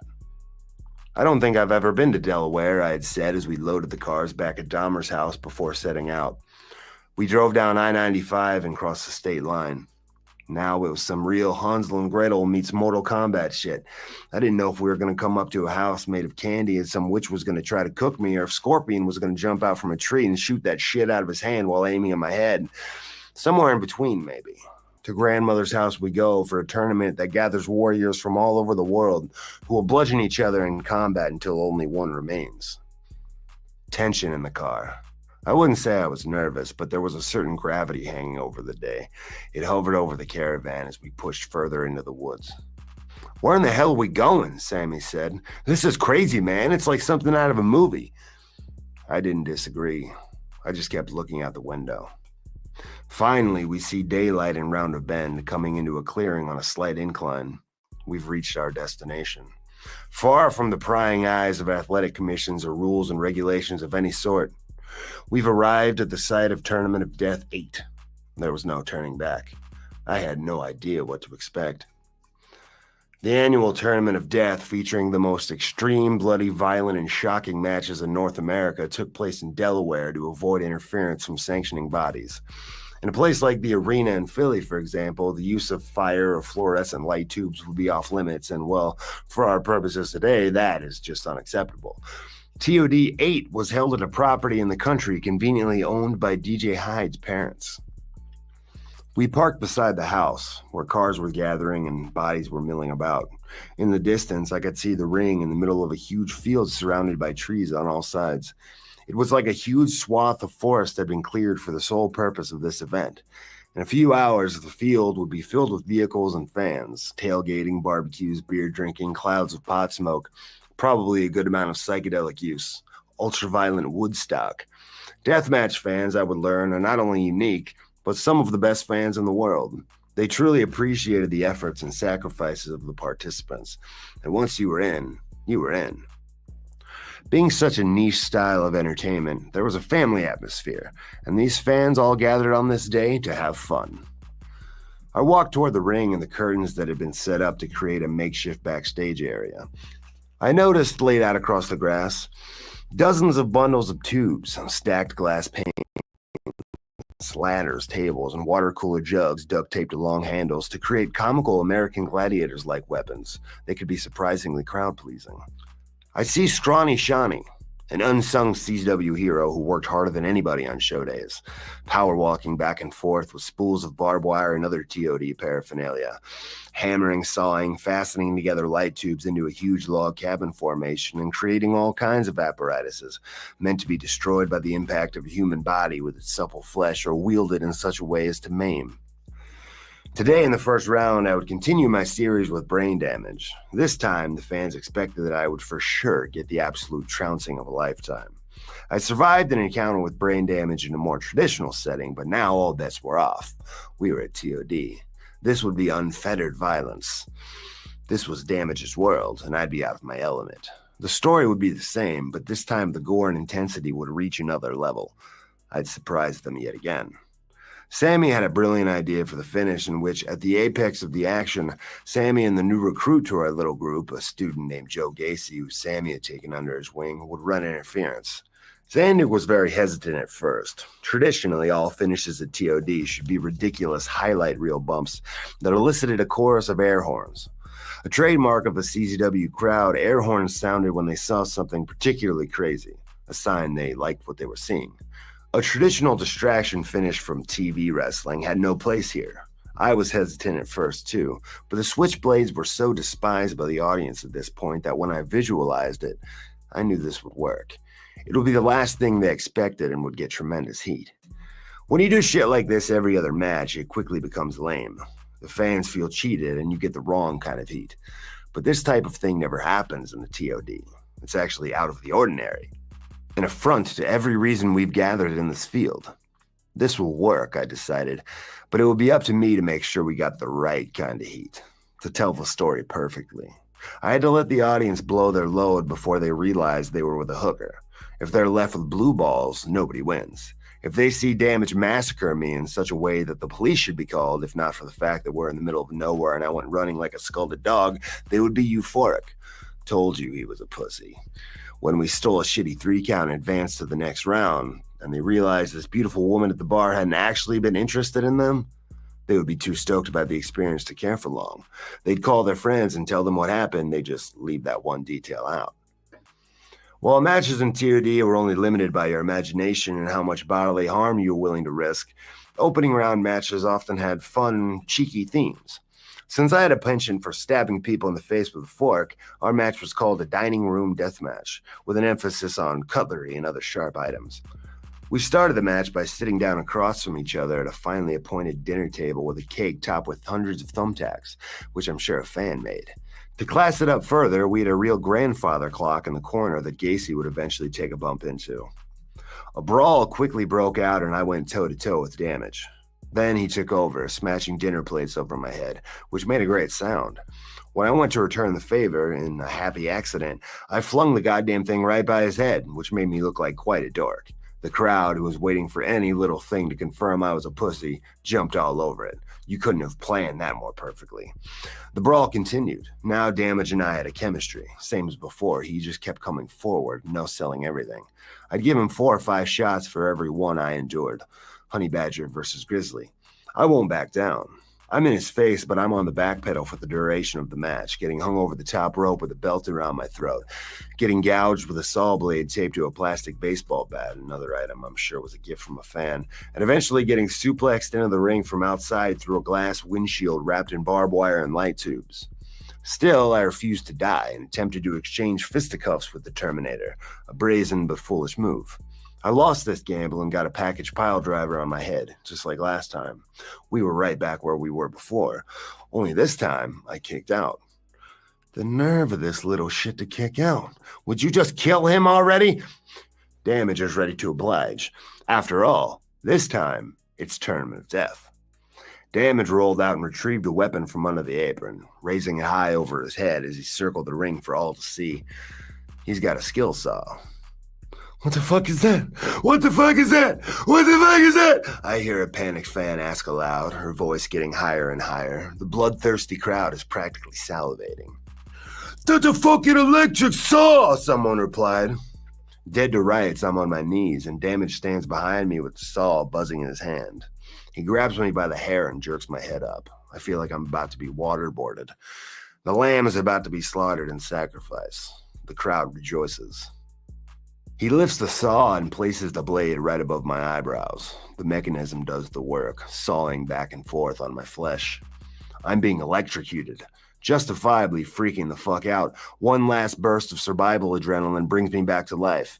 I try desperately to escape Damage's clutches to no avail. He snatches me up and once again drives the blade into my face as rivers of blood flow from my face to the sea.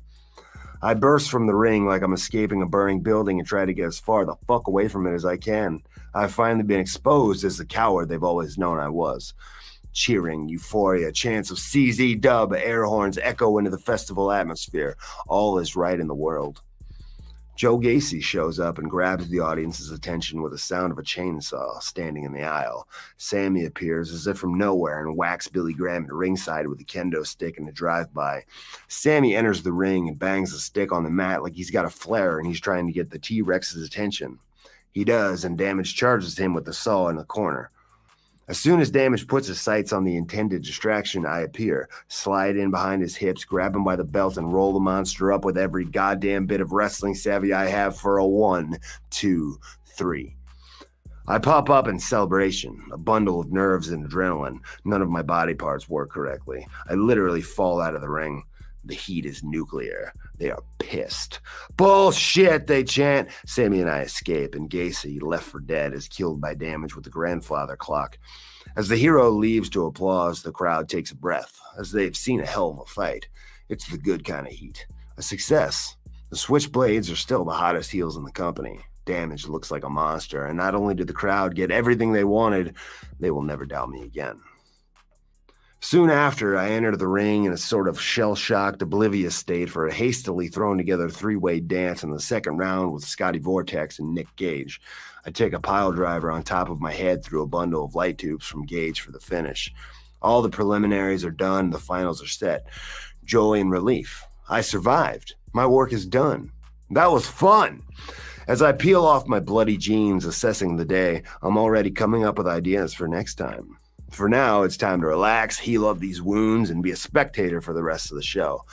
But as it turned out, my night was not over. The finals of TOD 8 were Nick Gage against Thumbtack Jack. Nick fucking Gage, king of ultraviolence with his immutable in-your-face, expletive-laced verbal style, was in the early stages of becoming a cult icon. Jack was an import from Germany with a hot act based around sickening visuals. Earlier this evening, he'd had a hypodermic needle stuck through both cheeks. The ring was set up with the classic 200 light tube look. Tubes attached upright to the ropes every 6 inches or so, all around the ring. There were bundles, panes, a lot of fucking glass, man. I was happy to be watching safely from afar with a Yingling. With the final ultraviolent battlefield all set up and ready to go, there was electricity in the air. This should be good. I'd walked slightly uphill to the entrance gate a few hundred feet away, shirtless, in a pair of gym shorts and goofy Paylette sneakers. Out of sight of fans, it was a good view. The match starts and the action builds slowly. I chat with a few people and pop another Yingling.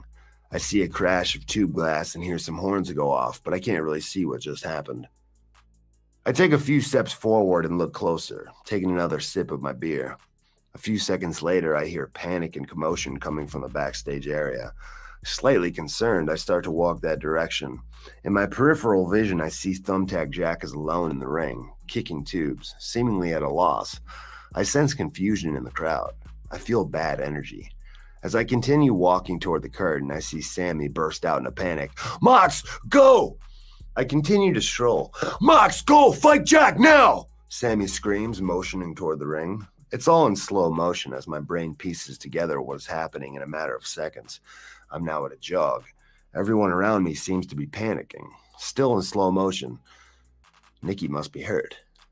Minutes into the finals of TOD, and Axl Rose just walked off stage. We could have a riot on our hands. This is not good. Jack's out there alone. Probably doesn't know what's going on. Am I going to the ring right now? Seems that I am. As I round the corner, Shawnee appears in a full super slow-mo panic, pointing me toward the ring with an exaggerated motion like a third base coach telling me to turn the corner and head for home plate. Yes, I'm going to the ring. As I pass Shawnee, I hear him behind me. "Do you want a shirt?" "I'm good," my autopilot replies. Time to call it in the ring. Jack meets me at the curtain. I throttle him by the throat and he asks in his German accent, "What is going on?" I instruct him to hit me with shit and he obliges. I fling him toward a bunch of light tubes, feet in, and begin getting smashed with them one after another while I try to assess the situation and formulate a plan. Boy, I'd love to grab a chin lock right now. Into the ring we go. Buying more time, I eat a light tube headbutt sandwich. I'm sent into a pain and realize the situation when I'm in when I slip on the mat and barely make contact with it. All the broken tubes and dust littering the ring sent my feet right out from under me. Now rolling over to get up and do it again, I realize I'm a human Taipei fist being dipped in glass and I'm wearing nothing but shorts. All I see is white. I feel like I'm in a giant fucking snow globe. I feel the hundreds of little cuts all over my body. Too late to back out now. I destroy the pain this time by spearing it with my face as hard as I can. After about a minute of killing time, taking abuse, the heels run in and gang up on Jack. Then all the baby faces come out and run off all the heels and everyone beats up DJ. All the good guys celebrate. Jack is presented with the trophy, everyone chants CZ dub, yada yada yada, crowd goes home happy. No riot having ensued. But the night is still not over yet. Last I had seen Nicky, he was wearing a white Chicago Bulls home jersey. Now, when I saw him backstage, clutching his arm to his side as hard as he could, I thought he had changed into a red away jersey. Then I realized it was the same white jersey, but it was literally soaked in blood, sopping wet. The crowd was asked to not go anywhere so that we could get an ambulance in here as quick as possible. This was a dire situation. There was only concern for the health and well-being of their hero. What the fuck kind of directions are you going to give an ambulance? And how long is that going to take, I wondered. Somebody must have been thinking the same thing because soon after that, a helicopter was touching down in the middle of this deranged circus to airlift Nicky out of there. I can't imagine what the scene must have looked like to them from the air. In a closing scene straight out of Hollywood, Nicky was stretchered into the copter as the sun went down and the whole crowd chanted, "Nick fucking Cage!" What a fucking wild day. Grant and I walked up to DJ's parents' house to take painful post-light tube showers that left their poor bathroom looking like a scene from Carrie. We loaded the car and I drank beers in the back, twitching and fidgeting, pulling little pieces of glass out of my skin that were barely bigger than grains of sand. I still have chunky scars all over my legs from that day. Even though in actuality I didn't really do anything, jumping into the ring without hesitation, basically naked, when CZW was in crisis, earned me a whole new level of respect. Zandig even went out of his way to say thank you on CZW's website, saying something about how I was still a piece of shit heel, but he respected my guts. My next appearance at the arena, I'd be met with an ovation instead of the usual, "fuck you, you pussy" treatment. We awaited word about Nicky's condition, but at the moment we weren't all that concerned. He was in good hands. He'd even been trying to convince them to let him go back to the ring. In a few days, we would see the footage. Nicky took a shit can bump through the top and middle rope through the vertical tubes, and when he did, it sliced his armpit wide open. He landed on his ass, took one look at it, chicken winged his arm to his side, and power walked out of there. He knew instantly he was fucked up. It's absolutely horrifying. Turns out, there are a lot of major veins and arteries in your armpit. This was a worst-case scenario. He could have bled to death easily if he hadn't gotten help in time. In fact, he did. We found out Nick Gage was legally dead for 7 minutes in that helicopter. Joke Claudio told me. Because of quarantine, I'm making only inside jokes. November 2010. What if we started the match that way, I ask. Jimmy Jacobs was my opponent in an I Quit match that night. He smiled and thought it over. I have suggested Jimmy start the match by appearing in the balcony. From there, he'll jump off of the railing and take me out with a crossbody before I know what hit me, from the ceiling into the ring. I assure him I will catch him. Jimmy knows I'll catch him. He trusts me. That's not the issue. Our issue is traditional thinking tells you that starting a match with such a bang would leave you nowhere to go. I know that logic. I understand that logic. I've heard all the analogies. Fuck it, let's do it, Jimmy said. Gabe Sapolsky had been the one to tell us that we were free to do a spot on the balcony if we so chose. I just didn't want to have to deal with getting all the way up there just for one spot. This was an elegant solution. We tell Gabe our plan. Then what? He asks. Then we have our match, Jimmy replies.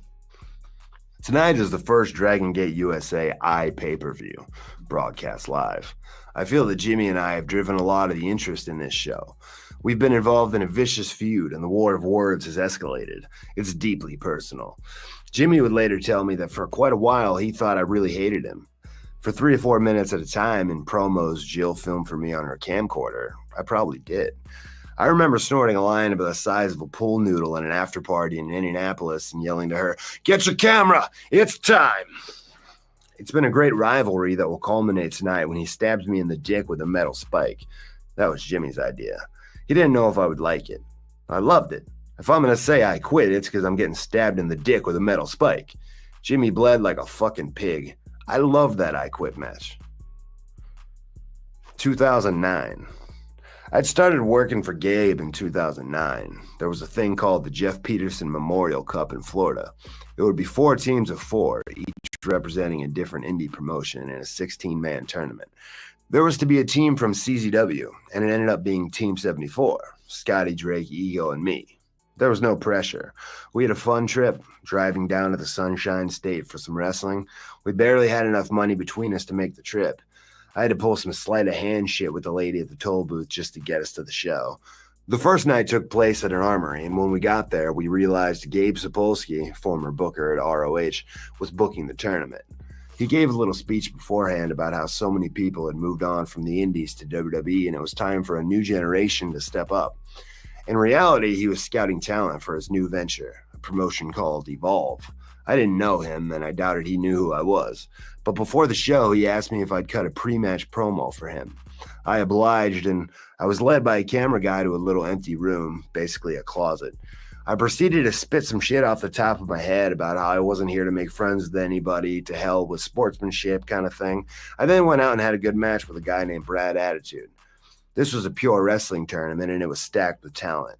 The team format gave us a sense of CZW pride. If y'all think all we do is stab each other with shit and fall in light tubes, we're about to show you a thing or two, motherfucker. We were Team CZW. We all cheered each other on like a family.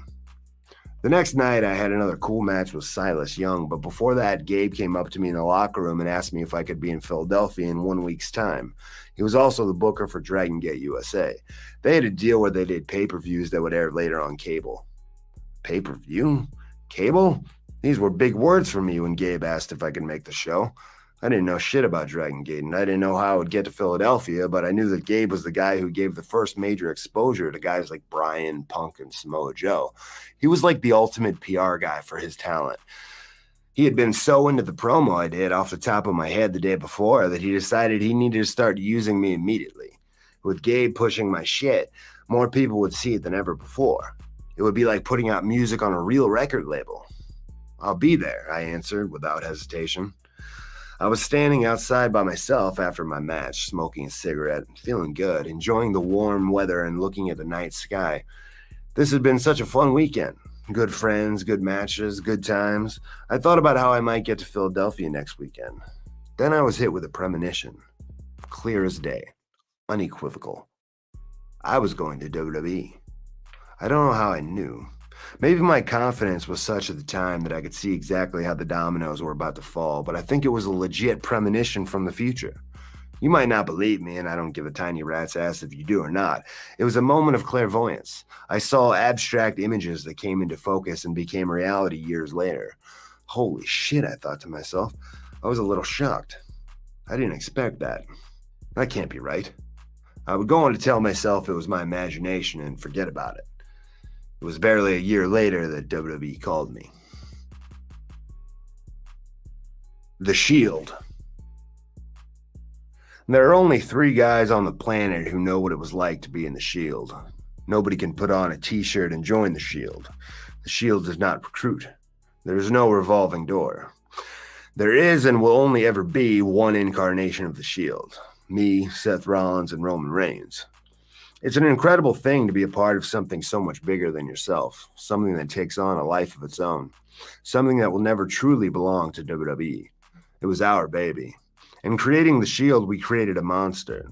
It didn't come to life in a creative meeting. It came to life before your very eyes, evolving and growing into something that captured fans' imaginations all over the world, something they could believe in. That's the kind of thing you wouldn't trade for the world. Initially conceived as 3 guys whose primary focus was to guard CM Punk's WWE Championship, the Shield quickly formed a separate identity. The Punk thing was just a germ of an idea, a single-cell organism that might exist on WWE television. That's all we ever asked for while we were sitting in Tampa, the chips on our shoulders growing by the day. All we wanted was a small crack on the door so we could kick it open. With the Foley thing scrapped, I remained patient for a while, sitting at Raw and SmackDown every week, awaiting my opportunity. I did dark matches and live events. Traveling on house show loops was fun. I had a few really hot matches with Zack Ryder, who was on fire at the time and getting bigger reactions than anyone I'd been in the ring with up to that point. It was intoxicating, feeling that energy every night. It was also a great opportunity for me to show I could jump right in and tear it up with a guy the crowd treated like a legit superstar. I can tell you for a fact, because I was there, that for a minute, they had it with Ryder. He was over as all hell. Of course, being WWE, it wouldn't be long before they went out of their way to fuck it up, for reasons I can't explain. I'll tell you one thing about Zack Ryder, too. No matter what, he always maintained the best spray tan in the game. Respect. After a couple months, frustration began to set in. NXT had started at Full Sail, so now I had 3 TVs a week at which to sit around and do nothing.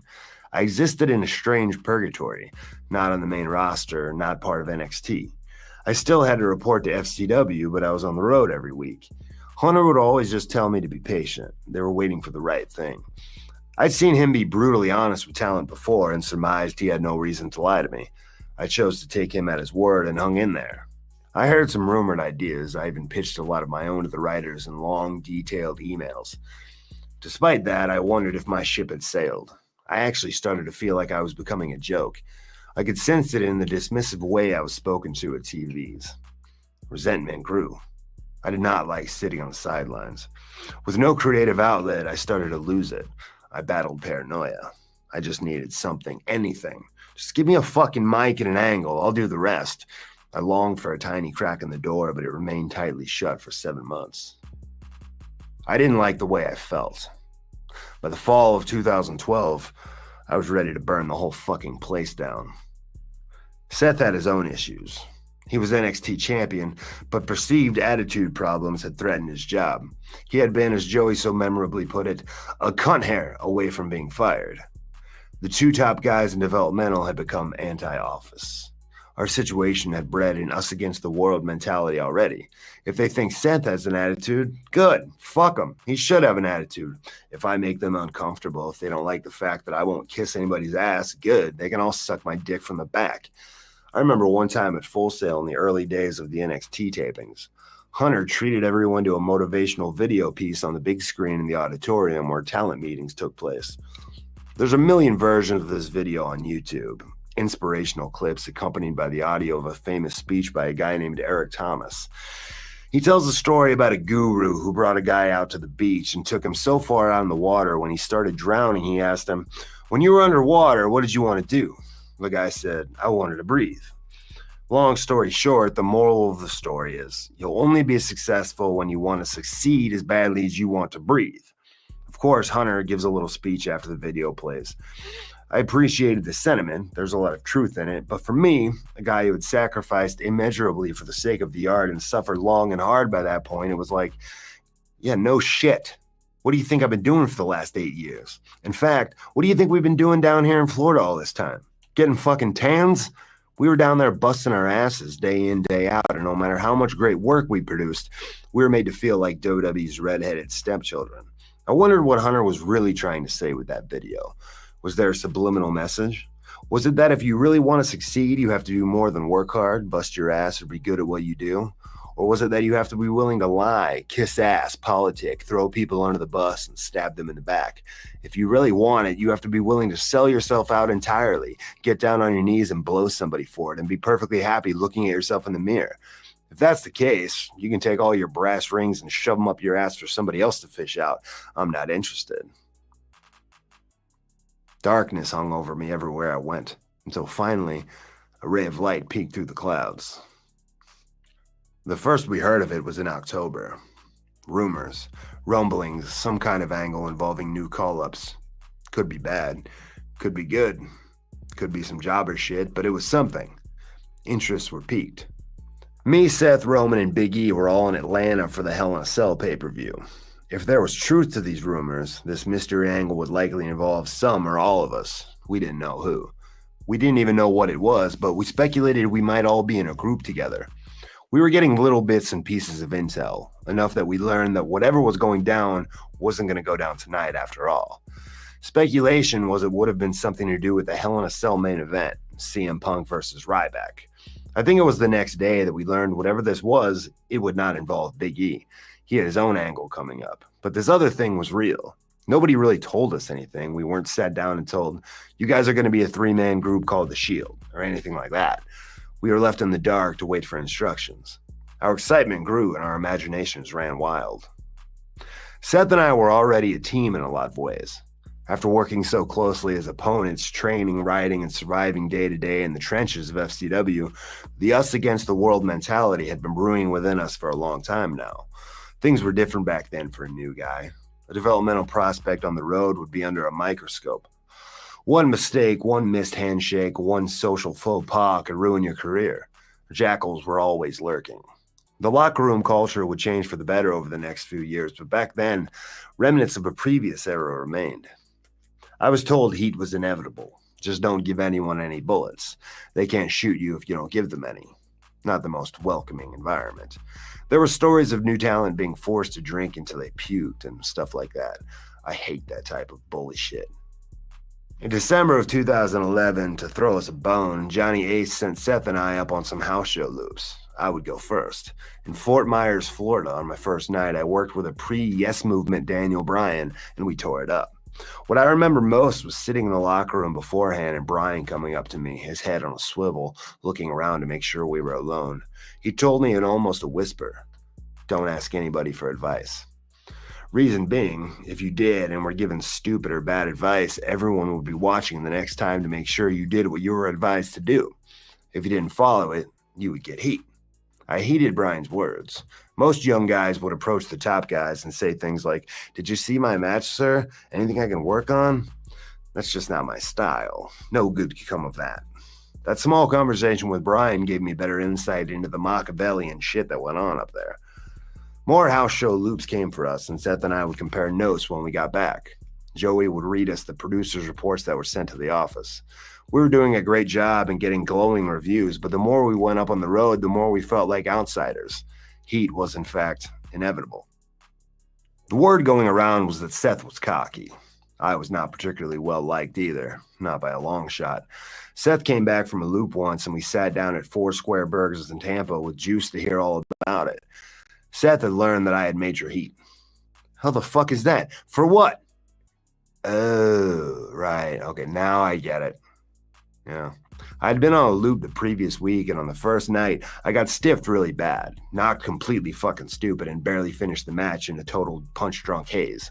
I have no memory of what happened next because I was concussed. But when we got to the back, allegedly, I and nobody from FCW proceeded to motherfuck my opponent about it in front of a locker room full of WWE stars. You can imagine how this may have been perceived by some. I didn't even know I had been concussed until the next morning when I realized I'd been totally out of it all night and couldn't remember any of the match. No big deal. Shit happens. We had a great match the next night and I didn't think anything of it. But gossip happens, third and fourth hand stories get blown out of proportion, and before you know it, your reputation precedes you. Seth told me another story once about some guys who obviously didn't like him trying to get him to drink with them. Not in a friendly, dude, let's have a beer way, but in a, hey, we think you're cocky, so we're going to try and make you do a bunch of shots to prove you're one of the boys, bully way. Seth's not a drinker. My fucking blood boiled. That's my boy. I did not care for that at all. This kind of shit brought us together. What were all these guys' problems anyway? Fuck them, we thought. When we get our chance, we'll just outwork and outperform all of them. They can't stop us. But it seemed like that's exactly what the world was trying to do. Our pitches to creative went ignored. Dr. Tom had been fired. Rob McIntyre had been fired. FCW was in the midst of a hostile takeover, and operations were set to move to Orlando. It appeared to be now or never. If this was our shot, we'd likely only get one, which was fine with us. We had lost all semblance of patience. By the time we sat in a car talking about what this thing might be, brainstorming ideas, we had some serious attitudes. Together, with a common cause and shared experience, frustration and anger simmering under the surface, we were even more combustible. Nobody had any idea the incendiary ingredients they were playing with. Then, they went and gave us a heater. First time I met Roman was my third day at FCW with that weird mock show put on for the office types. He was known as Leaki then. Jacked up, ripped, great hair, the whole deal. Moved around the ring really well, too. The guy sitting next to me mentioned who some of Leaki's relatives were. They love him, he said. I wondered where on the family tree he was in relation to Maddie. Standing around outside later, I asked as much. He's my brother, Roman told me. This gave us a connection right away. Maddie, after leaving WWE, had come back to HWA and worked with me a few times as Rosie after a match we had in Dayton. Cody told me Maddie came back through the curtain, looked at him and said matter-of-factly, he's going to get a contract. At 20 years old, working with a real-life WWE star fresh off TV, that was a huge boost of confidence for me. I never forgot it. Ambrose and Rollins were names already becoming inextricably tied together. It wouldn't have been a big shock to anybody if we'd come up together in some form. We were beginning to understand from what little we were told that we would be in some way affiliated with CM Punk. If it was true, that would seem to be a fit. Punk's presentation was anti-establishment, and we all had indie street cred. Roman was a football player from a family cemented in WWE legend. On the surface, the parallels might not have been obvious, but from the moment we all began to realize that whatever this was going to be, it was going to be us three, it felt right. I can't explain why. Although I remember talking with Seth and we realized something. I think the reason we had such great chemistry as opponents and later as partners was because we were totally different. We brought different things to the table. I remember we realized, what's the one thing we're missing? A big-ass goddamn powerhouse Samoan. Roman had a young daughter and a family to provide for. Living in a rented townhouse, he'd been paying his dues in developmental for 2 years. All his eggs were in this basket, and he wasn't interested in waiting around any longer. He was ready to reach out and take it. His loyalty was to his family, therefore his loyalty would also lie with us, because if we were going to make a run at the top of the hill, if we were going to throw our middle fingers up and go after the money, Roman was going to ride with us. Y'all fucked up and gave us a heater. The concept of this angle, what this group was supposed to be, was still vague. We held tight. Joey was really tight with Punk back then, and he pulled the three of us into the front lobby of the FCW arena for a top-secret briefing. We all stood at the concession stand, and Joey confirmed we would be coming in with Punk in the main event storyline. We looked around at the pay-per-view posters lining the walls. There were no more specifics given. The most important thing, as Joey explained, was that we stick together at all times. We would be a threat. We would make a lot of enemies. There would be attempts to infiltrate us, to pull us apart. This was our shot. It was us against the world. We must maintain our solidarity in the face of this challenge. We would have each other's backs.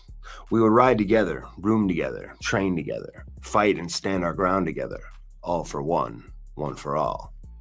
As we turned around to leave, walking down the hall toward the door leading back out to the gym, Joey caught the first glimpse. The silhouette of Ambrose, Rollins, and Reigns, shoulder to shoulder. "Stop," he said. He stared at us with a grin on his face, taking it in. I like this. Indianapolis, November 11th, 2012. You want to hear it? Seth says behind the wheel of a rented Chevy Malibu. We're heading from the airport to the TV hotel in downtown Indianapolis. He has gotten some intel. He knows what our name is. I didn't even know we were going to have a name. All I know for sure is that some shit is supposed to go down tomorrow night at Survivor Series. My palms sweat and I fidget in the passenger seat. Do I want to hear this? I cringe. I brace myself. Roman's head pops up in between us from the back seat. It's the Shield, Seth enunciates slowly. The Shield, I ask. The Shield, he confirms. Silence lingers. I try this on for size. I stare ahead. I repeat it in my head a few times. I visualize it in print. The Shield. Like the show? Yeah. What's that? It's a cop show. Yeah, it's pretty good. The guy from the Commish. Dude, you've never seen the Commish? Commish rules. I think he was also the Thing. Yeah, that movie sucked. Silence in the car again. The Shield. I finally come to a conclusion. It's not bad. I kind of like it, I say. Sounds pretty dope, Roman says. It's not bad, Seth agrees. We ride on. We're all excited. The moment we've all been waiting for is 24 hours away. This was our shot. Was his name Michael Chiklis, I wonder? Roman pops his head up again. Wasn't that the shit in the Avengers? Are people going to think we're trying to be superheroes or something? We briefly consider this. No, it's not a problem, we decide. It's not bad. The Shield. Brooklyn, December 16th, 2012. It's WWE's first ever show at the Barclays Center, TLC on pay-per-view. The most intriguing entree of the night will be the Shield's first official match, a tables, ladders, and chairs match against Ryback, Kane, and Daniel Bryan. The last month has been a dizzying whirlwind of travel, photo shoots, and main event segments on TV. We got over real quick. They were going with it. We were brought in for a tour of Titan Towers. It was like we were being given the keys to the castle. They led us to a big-ass room full of merchandise, toys, shirts, and every other fucking thing, and said, take whatever you want. We'll ship it to you. This is like some childhood fever dream shit. I grabbed a bunch of DVDs, but I ended up leaving them in the apartment with Cass when I took off to Vegas. After we got done working out in the gym, which was straight out of a 1987 issue of Muscle and Fitness, quads blasted, pecs decked, the Fink appeared as if from nowhere to congratulate us on how well we were doing. It was like, of course, we're in magical WWE land and the Fink just lives here. We had stood in a recording booth like the Shirelles and performed the line, Sierra Hotel, India, Echo, Lima, Delta. We were getting a real Jim Johnston original theme. It was all moving very fast. It wouldn't be long before they'd be sending us to signings at shopping malls and we'd be walking into throngs of screaming teenage girls. A month ago, we were nobodies, and all of a sudden we're the fucking Backstreet Boys. We've been creating what the Shield would eventually become on the fly, making it up as we went along. That first night at Survivor Series, our mission was to destroy Ryback after he hit his finisher on then WWE champ CM Punk, but before he could make a cover. Punk had put it in our ear that people might be in Ryback's ear, telling him not to sell for us. As would be the case in these scenarios going forward, our philosophy was, there's 3 of us and 1 of him. Of course, Ryback is a sweetheart, but our mindset was, this guy was standing in our way. We were seeing red, velociraptors locked on target. The instant we were let loose from our pens, we sprinted from the back of the arena, fangs out, and descended on the ring in a hurricane of steel-toed boots and fists. Seth and I were practically falling over each other to get to this guy, driven mad by hunger. We beat the fuck out of Ryback. I remember pulling his foot out from underneath him when he tried to get up. We completely smothered him. Earlier in the day, workshopping the best way to put this big bastard through a table, I remember saying something about maybe we could do a kind of Deadly-style powerbomb. From there, we created the Shield Triple Powerbomb. Initially, just a pragmatic solution to serve our purposes for the night, it would become our trademark and the most destructive weapon in the game. The first night, they gave us black turtlenecks to go with our pants and heavy boots. By now, we had started wearing tactical vests and raiding Army surplus stores for anything that looked cool. We ordered lighter combat boots from 511 Tactical that made us faster and more nimble. We had morphed into this paramilitary SWAT team. We looked fucking cool, man. On that first night, they had actual riot shields for us. Big plastic monstrosities with SHIELD actually printed on them. The excitement of our debut must have briefly clouded my judgment because I was actually pretty into them for a minute. I was like, I can fuck somebody up with this. I remember Fit Finley showing us the proper stance and posture to correctly use the shields. Luckily, when Vince saw them from 40 feet away, he yelled something like, if you guys are so badass, why do you need those? Fuck no, we don't, I screamed, and we all agreed. The shields were never spoken of again. Thank God, because if we had come out with those goofy-ass things, you might now be listening to this book. Somebody for sure would have tripped and fell trying to get in the ring with such a cumbersome instrument, and that for sure would have been me. For the last few weeks, we've been doing run-ins and developing the Shield style of attack. We were just pasting motherfuckers in those days. It was us against them. Fuck them. If anybody had any thoughts about making some sort of impromptu comeback to save some face, those thoughts would quickly go out the window. If you threw Seth off your back, I was on your leg. If you got a hold of Roman, Seth and I would have our claws sunk into you. You'd have to swat us out of your hair like bats. And if you managed to do that and took your eye off Roman, you'd get run over by a train. We didn't give anyone any room to breathe. We were pros, we never hurt anybody, but there were a lot of busted lips, black eyes, and bruises. It wouldn't take long for the higher-ups to privately give us the blessing to be as physical as necessary, despite the complaints, of which there were many. This emboldened us further. What we were doing was working. I remember when we put a shellacking on the Rock in San Jose. When we made it back to Gorilla, you could hear a pin drop. Awkward silence. We looked at the monitor on the wall and saw the highest-grossing movie star in the world face first on the mat, coughing up blood. I think every single producer, writer, referee, and hot dog vendor within 100 yards was scared for their job in that moment. We stood close together and shared looks with each other. I leaned into Roman while we watched Rocky mix the blood with his spit to make it look better and shine fluorescent red on the mat. "That's fucking awesome," I whispered in his ear. "That's fucking money, baby." I swear to God, nobody in Gorilla said a single word for several minutes, until Rocky came back through the curtain, looking a little shell-shocked. He was sworn by offerings of towels and Fiji water. His eyes darted around, searching and locked onto us. He pushed through the crowd, came right over, and a big smile broke out on his face. He thanked us and shook our hands, explaining to the concerned parties something about the cold air and blood vessels in his lungs. "Happens all the time," he said. Rock was happy. A tsunami-sized wave of relief rushed over Gorilla. Guys were shaking hands and grabbing each other by the shoulders, overcome with joy, as if nuclear war had just been narrowly avoided. Our operations were obviously serving the interests of Punk and Paul Heyman, but they would always disavow knowledge of our actions. In those early days, we stayed close with them. Sometimes we'd ride on Punk's bus. One time, Paul jumped in a van with us on a drive from Philly to Pittsburgh after Raw. He boasted that he never fell asleep. 10 minutes into the ride, he had nodded off in the front seat, snoring. We hit the first stop on the turnpike, and Paul went up to the Starbucks and ordered 8 venti iced coffees with cream, 2 for each of us. That's a lot of fucking caffeine. I remember sitting in the back seat nursing my first giant beverage when I noticed Paul had sucked down his first before we hardly got back on the highway. He transformed in a matter of minutes, electric shocks practically visible sparking around him as he launched into 4 hours of Paul Lee TED Talk about the business, draining his second gargantuan iced coffee at a clip. We never heard anything about longer-term plans. Everything was day to day. We had expected our affiliation with Punk and Heyman would continue after they were outed as having hired us as mercenaries, but we were getting signs otherwise. I wasn't there for any of the initial conversations about Punk having a group, so I can't speak to what exactly that original vision was. I do know, however, that Hunter had his own vision. With the Death Star under construction in Orlando and having taken charge of the developmental system, Hunter saw the Shield as an opportunity to bring 3 guys up from his freshly rebranded NXT who could make an impact.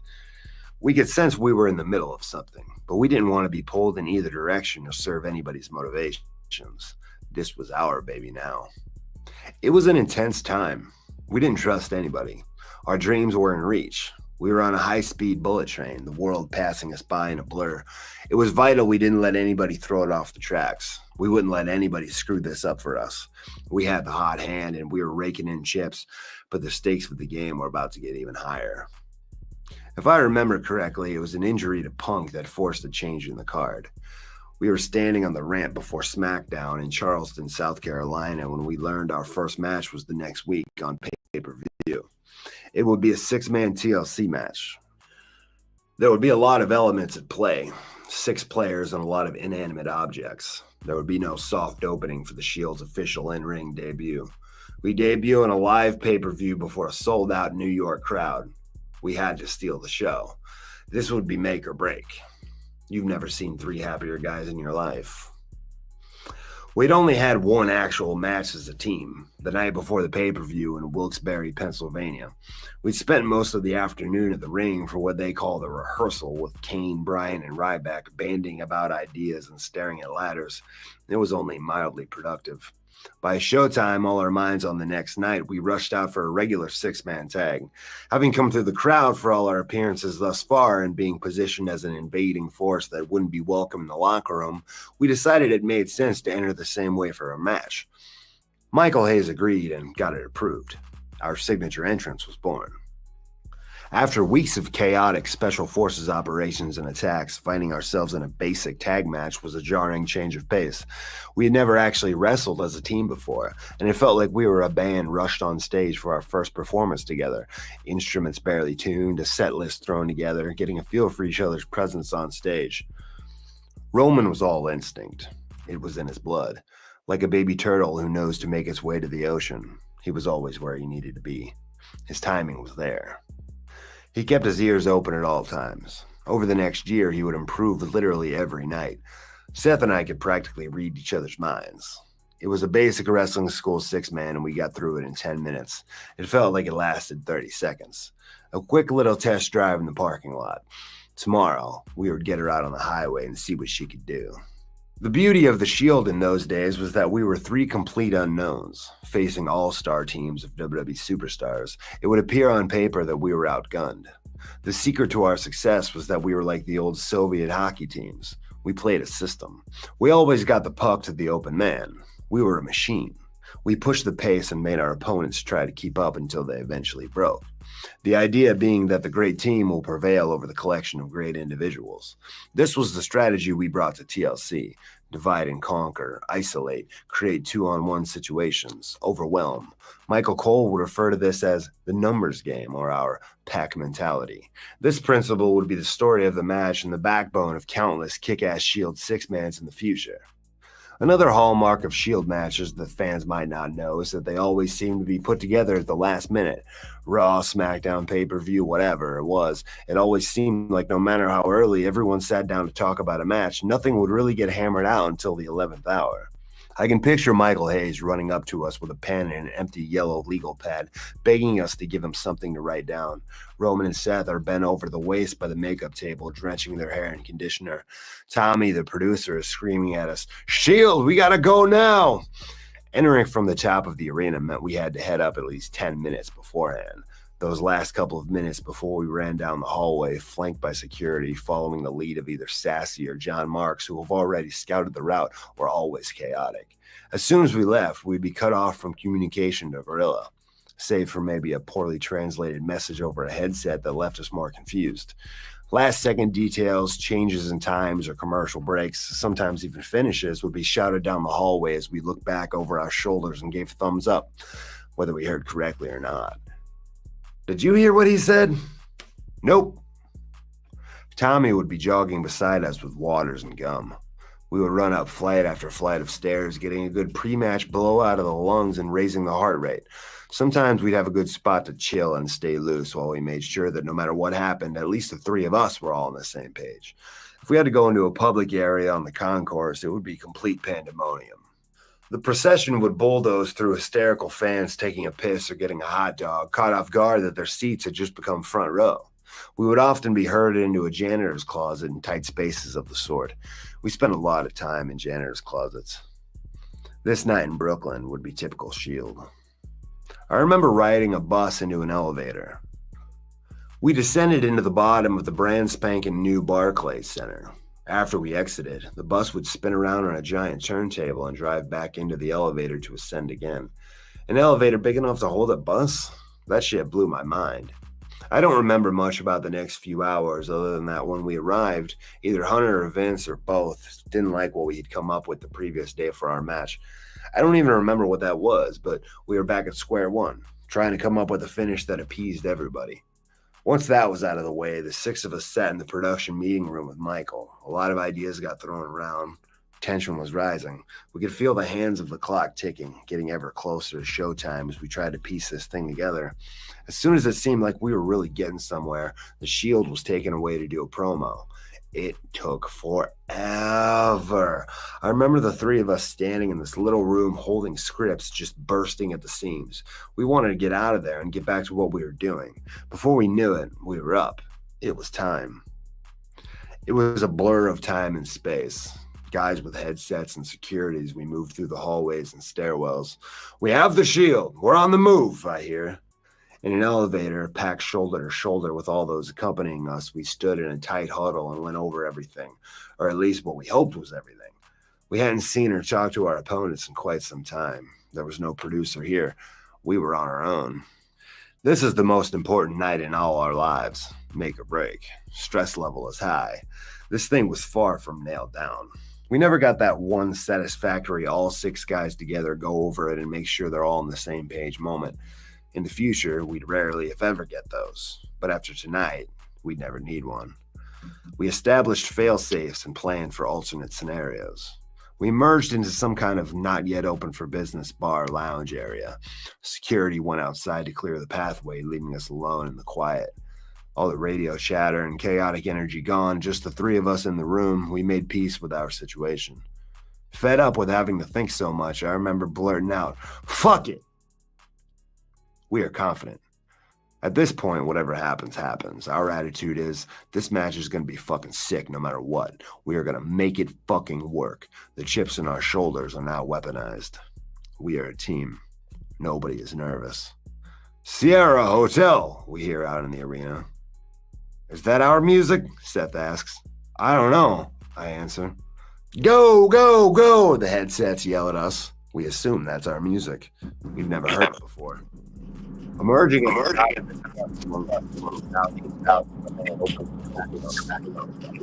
about of an indescribable whoosh of adrenaline. No turning back now. We jump without hesitation and begin our descent. Faces of screaming fans rushing by us, paratroopers preparing to land in a war zone. As soon as our boots hit the ground, we will be in the heat of combat. Everything is on the line. All we have is our will, our guts, and each other. This match is still my favorite match we ever had. There's a rawness to it, a purity. The stakes were so high and so real. None of us had ever seen a pay-per-view check in our lives. There were no houses, no Range Rovers, no Teslas, no 2015 Dodge Rams. We had been given the chance to put our money where our mouths were. We would step up to the plate without fear and knock it out of the park. Years from now, being live on pay-per-view in a packed arena on the big stage would become old hat. I'd struggle to manufacture adrenaline. On this day, however, it was the most electric experience of my life. This is what we've been waiting for, all this time sitting down in FCW. You, me, and Chris Benoit basically all started together, pretty much. You started a little bit earlier. Yeah, for sure, yeah.